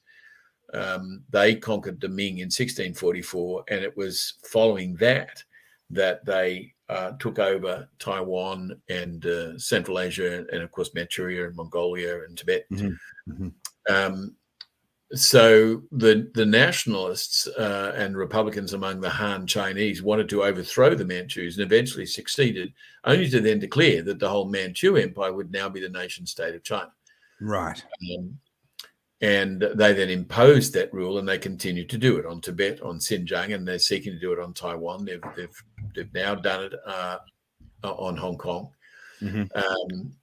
And had there been a Republican government in Beijing that was increasingly open and accountable and, as we say, more or less democratic, all these problems could be handled in a pretty constructive way. But, of course, that's not what's happening at all. The regime is harsh and dictatorial, and it's doubling down on censorship and oppression, and we know what it's doing to the Uyghurs, and we know what it's doing in Hong Kong, and we know what it's threatening to do to Taiwan. So the problem is not so much that an empire became a nation state, because that's what a lot of empires have done in the last 100 years. It's the nature of that nation state that's the problem. Okay. And we've been looking for ways for decades to induce constructive, peaceful change in China, and we thought the formula was more or less working, Tiananmen notwithstanding. But one can't overstate this too much. Xi Jinping has not just sort of failed to go ahead on that path. He has explicitly and openly and aggressively said, we're not going down that path. We're not doing that. Yeah, right. That's the problem. And it's in some respects, though, I don't want to overplay this analogy, it's like a shift from the Weimar Republic in Germany to Hitler's regime. Yeah. Right. It's alarming what we're seeing. There's certainly a lot of parallels that can be drawn, and historical parallels are always dangerous. There are always differences in the detail, if nothing more, but certainly there are some very big differences. But I can see the analogy. What are the implications for Australia if we're now signing on to nuclear submarines? Does that indicate that we are going to shift our energy mix and start allowing nuclear power generation here, do you think? What are you hearing on that front? Well, the Prime Minister, of course, has said that these are separate issues and we're not contemplating doing that. I think that was a deft political move because he didn't want to set, hairs running. But the reality is that it makes good sense for us to look at the option of high-tech nuclear energy in the not-too-distant future for a variety of reasons, one of which is that we have abundant supplies of nuclear fuel, at least of minerals, uranium and so on.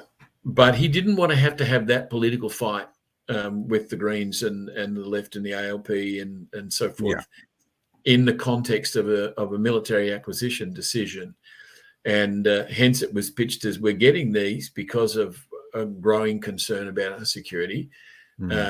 And we'll make an arrangement with our allies as to how to service these huge platforms. But I think the logic of it will push us in the direction of developing, at the very least, nuclear, a nuclear industry that will be able to service the submarines, whether or not it then becomes part of the major energy grid. And indeed, if we can develop modular nuclear reactors, of an advanced kind, then it's not even a matter of the grid; it's a matter of greater flexibility.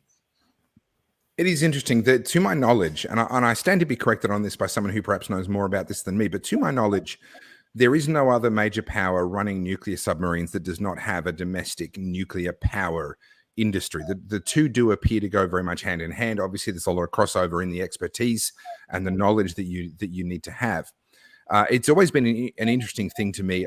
Any dispassionate look at the data, not in my opinion, the data tells us that nuclear is the safest form of energy known to man, with fewer fatalities per gigawatt hour of energy produced than literally anything else, more so than dams, more so than coal, even more so even than wind power. And it's always been a curiosity to me that we've got this very deeply ingrained anti-nuclear sentiment in our politics, whilst we are one of the biggest suppliers worldwide of uranium to supply other people's nuclear industries. That's always been a curiosity to me, that we're quite happy to supply other people's nuclear industries, but we have this political sort of position that they're somehow evil and we're not going to touch them ourselves. But that's digressing down a completely other path. One of the things that I do want to say, and you might be able to add to this from your deep history, far deeper than me, with submarines in Australia. There is a place for conventional submarines. People have this assumption that a nuclear submarine is automatically better than a conventional submarine.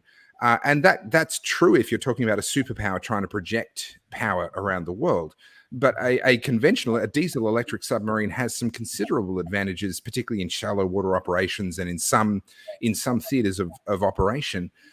From your point of view, what does it say about Australia's defense posture that we're moving away from conventional and towards nuclear? Does that say anything at all, or is that just noise? No, I think it says two things: that we acknowledge that China's naval power has been growing rapidly, and that its maritime ambitions, strategic ambitions, have grown commensurately, and that nuclear submarines can stay submerged much longer than conventional ones. They have greater range, they have greater throw weight, and the new generation of nuclear subs is a truly formidable machine. So if we had a group of those, and we are or remain the sheet anchor in a geographic sense of the Western Alliance, that's a formidable problem for Chinese, military ambitions. They would have to think hard about deploying naval forces in a way that we weren't comfortable with if we had nuclear submarines. That, of course, brings us back to the issue we discussed earlier. Is that, okay, fine, but as Greg Sheridan pointed out, we're not going to have that on current showings and until well into the middle of the century, and that's 30 years away. What's going to happen in the meantime? So in the meantime, for much of that period, we will have the Collins-class subs. We're acquiring more than just nuclear submarines. We're acquiring a whole range of other advanced weapons, sensors, missiles, drones, etc., in order to increase our capacity to deter and, at least at the margin, defeat acts of aggression against us. And the warning of hostility from China has come with the economic sanctions, which have been completely unwarranted, except for the geopolitical annoyance that Beijing feels. Right. Yeah. In terms of free trade and the World Trade Organization and so on, they're an outrage. But whereas Beijing appears to have thought that we would come around and bow to such pressure, we're holding the line. And by now stitching up an agreement with both London and Washington, despite the annoyance we've caused in Paris, we're sending a further signal that the more they push, the more they're going to get resistance, not submission. It's an interesting thing. I mean, Australia is, if you ignore the size of our land mass, Australia is a remarkably insignificant country. We're 25 million people. Economically, we certainly punch above our weight per capita. But nevertheless, when you then compare us to countries that have much larger populations, we're not a particularly significant economic power either. And yet we seem to find ourselves consistently in a situation, whether you look at Olympic medals and sort of the sporting accomplishments, or whether you look at our military influence, it seems to be very, very disproportionate. Is that just a function of where we are and who we're allied with, or is there something more fundamental to that? It's got a lot to do, I think, with the fact that we were initially a set of British colonies that then became part of the British Empire, the British Commonwealth, and then since the Second World War, the Pax Americana. So the English-speaking world through first Britain and then the United States, has been the dominant world power for the last 200 years. And we're a subset of that, and we're neatly integrated in it. And the likes of Paul Keating and others keep decrying that as if it's somehow a bad thing. It's been enormously advantageous to us.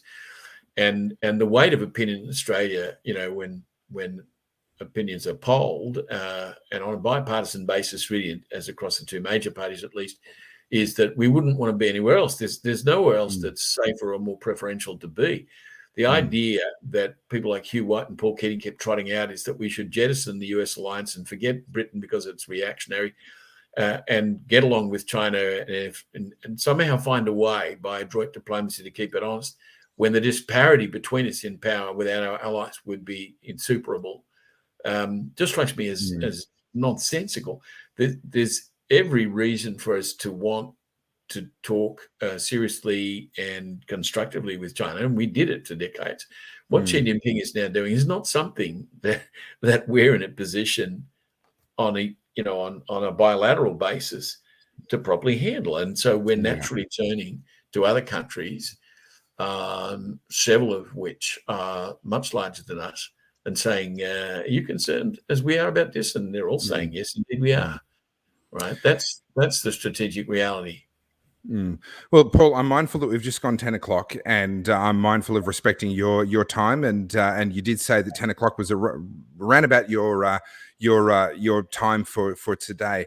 I do want to finish with one final sort of question to you, and this is something that I genuinely wrestle with, particularly in conversations like this. And I know that many of my viewers tonight will be finding themselves pondering the same thing.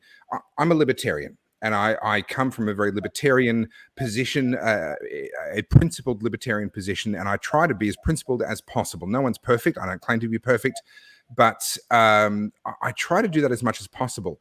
But there is situations like this where a nation state like China is trying to use its economic power, its political influence, and the threat of military force to get what it wants, despite what the rest of us may desire.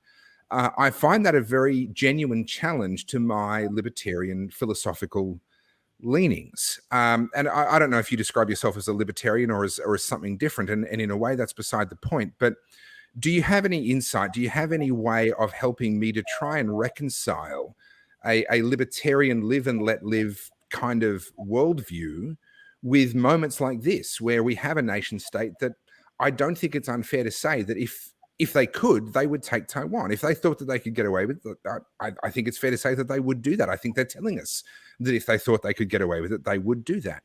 How do you reconcile that with a libertarian worldview? Or is the libertarian worldview deficient when it comes to geopolitics? I think the short answer to your last question is yes, it is. That is to say, just insofar as we as individuals believe very much in our liberties, we face a stark choice in geopolitics. That is, do we hang together with more or less like-minded people for collective security, or do we say, no, I'm a pacifist because, at the end of the day, I think that such collective security leads to large-scale wars and it's more destructive than otherwise. See, I'm not a pacifist at all. Yeah. I do believe that there is a place and a role for violence in the world. It's very particular. It's not something that we should be resorting to until all other options have been exhausted. But I think it's naive to look at history and to say that pacifism is an appropriate way to engage with the world. And so this, for me, is one of my most fundamental internal conflicts, I think, where I find my own political philosophy and my own worldview struggling to actually deal with the world as we see it around us. I think libertarianism works extremely well at a domestic level. I find very few conflicts, very few difficulties with the libertarian worldview when it comes to internal, what role the government should have, what laws the government should pass, etc. I find very few issues there. The moment you then start to deal with non-libertarian nation states, this is where I start to run into some difficulties that I have yet to resolve. I'm working to try and understand what the problem is, even let alone the solution, to how, from a libertarian perspective, you could possibly deal with, if we rewind in history, how would you deal with Hitler from a libertarian perspective? How would you deal with throughout history, the examples are numerous.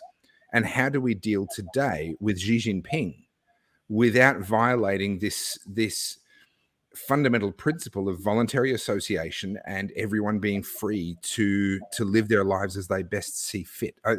I don't know that I really have a question. I struggle with this so much. I don't even really have a way to put that into a question for you. Yeah, but do you have any insight to leave us with before we call it a night?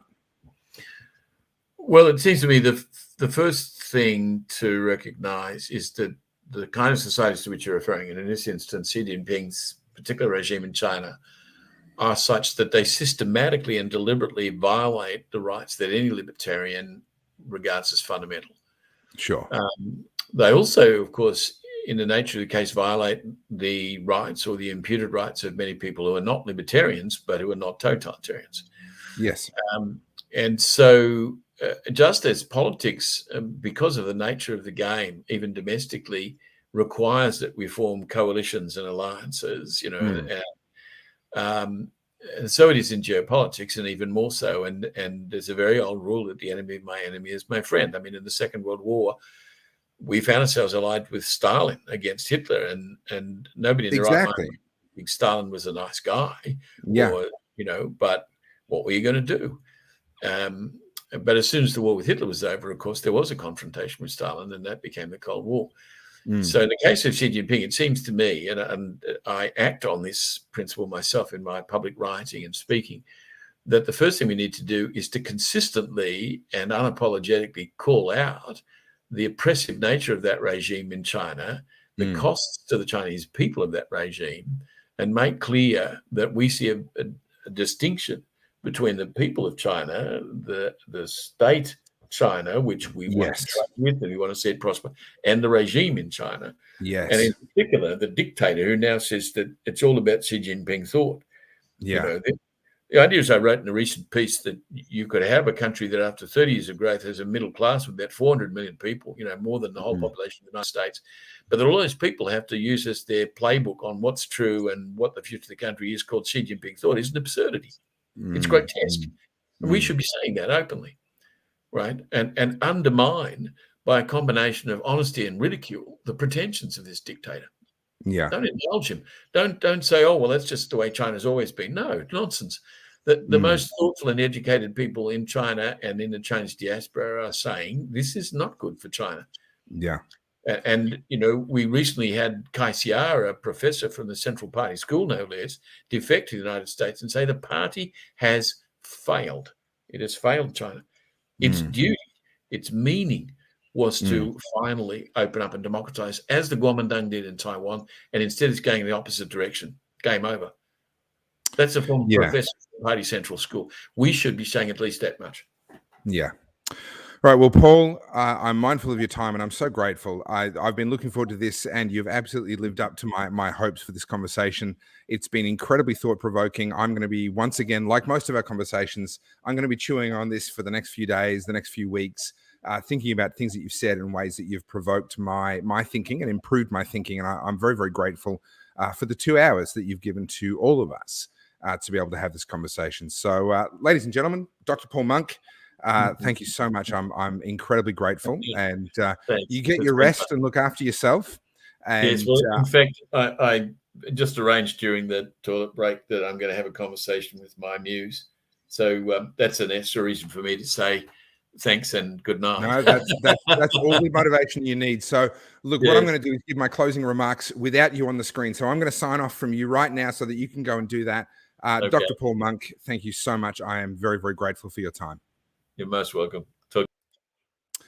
All right. Well, that was Dr. Paul Monk, and he's been a friend of mine for over 10 years now. And he reached out to me in the very early days of my life as a political commentator, and has been a wonderful, thought-provoking friend. We've done some fun things together. We've done some play readings together.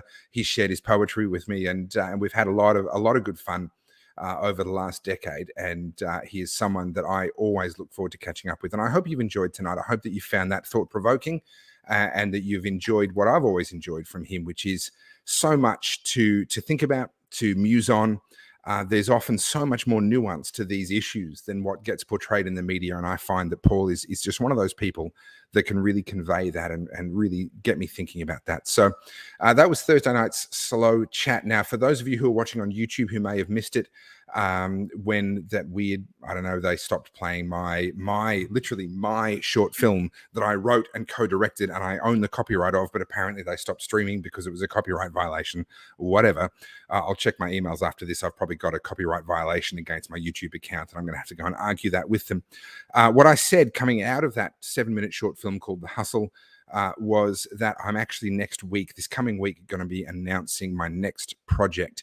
It is called Battleground Melbourne, the fall of the world's most livable city. It's a documentary talking about the last 18 months and talking about it from the point of view of people like myself and many, many others who have already agreed to come on board the project. Rukshan is one of them. I won't name everybody, but many people have come on board and will be being interviewed, and we'll be putting together a documentary that talks about how do you go from being the world's most livable city to a functional police state in only 18 months. It'll be a feature-length documentary, my first feature-length documentary, and we'll be launching that next week. Not the documentary, but we're going to be announcing the crowdfunding campaign, and then as we do interviews and so forth, you'll get an inside look into what's happening and the content that we have for you and what's going to be in that documentary as we push forward with the aim to release that before Christmas of this year. So that is what is on the agenda. So if you're watching on YouTube, please make sure you're also on my Facebook page, facebook.com/TopherField. That is where I'm most active. Yes, I know Facebook is horrible for so many reasons, but it is also still the best platform for me to be able to get my content out and to talk about the things that I believe are important to talk about. So please make sure, if you're watching from YouTube, please make sure you're on Facebook. I am also on Instagram @TopherField. And of course, I have my website, or my blog, which is topherfield.net. And the most important thing that you can do is to make sure that you're on the email list. So go to topherfield.net, put your email address in. It's on the right-hand side if you're on a desktop, or if you just scroll a little bit, you'll see it if you're on your mobile phone. And put your email in there. And that way, if I do get deplatformed, I'll be able to stay in touch with you. There's over 2,500 people on that email list already. And I'd really appreciate it if you would add yourself to that. I don't email a lot, but it is my emergency. It's my backup in the event that I get deplatformed off YouTube, off Facebook, off Instagram, etc. So thank you so much to everyone. So many people, over 170 odd people have stayed to the end. We've had nearly 300 at some times in this conversation. I'm very, very grateful to each and every one of you. Thank you that you enjoy this as much as I enjoy doing this. I don't do this for you. I've got to be honest. I do this selfishly. I do it for me. It's a part of my sanity, and I thoroughly enjoy these conversations. I'm just so thrilled that I get to share them with you. So until next time, I'm going to sign off. But look after yourselves. Jump onto Instagram. I put up an Instagram post today about 3 reasons to be optimistic right now. I'm not going to reiterate what those 3 reasons are, but jump onto my Instagram @TopherField, and you'll be able to see the 3 reasons why I am quite optimistic about what's been happening in just the last few days here in Australia with all the COVID nonsense that's been going on. And jump on my Facebook page to see things like the Fair Work decision that was handed down in New South Wales. Tanya Davies, MP, has done some fantastic work digging into that and being able to tell us what's really significant about that. I posted her video to my Facebook page, so make sure you do that. Thank you so much for joining me, and I look forward to seeing you next time. Cheers.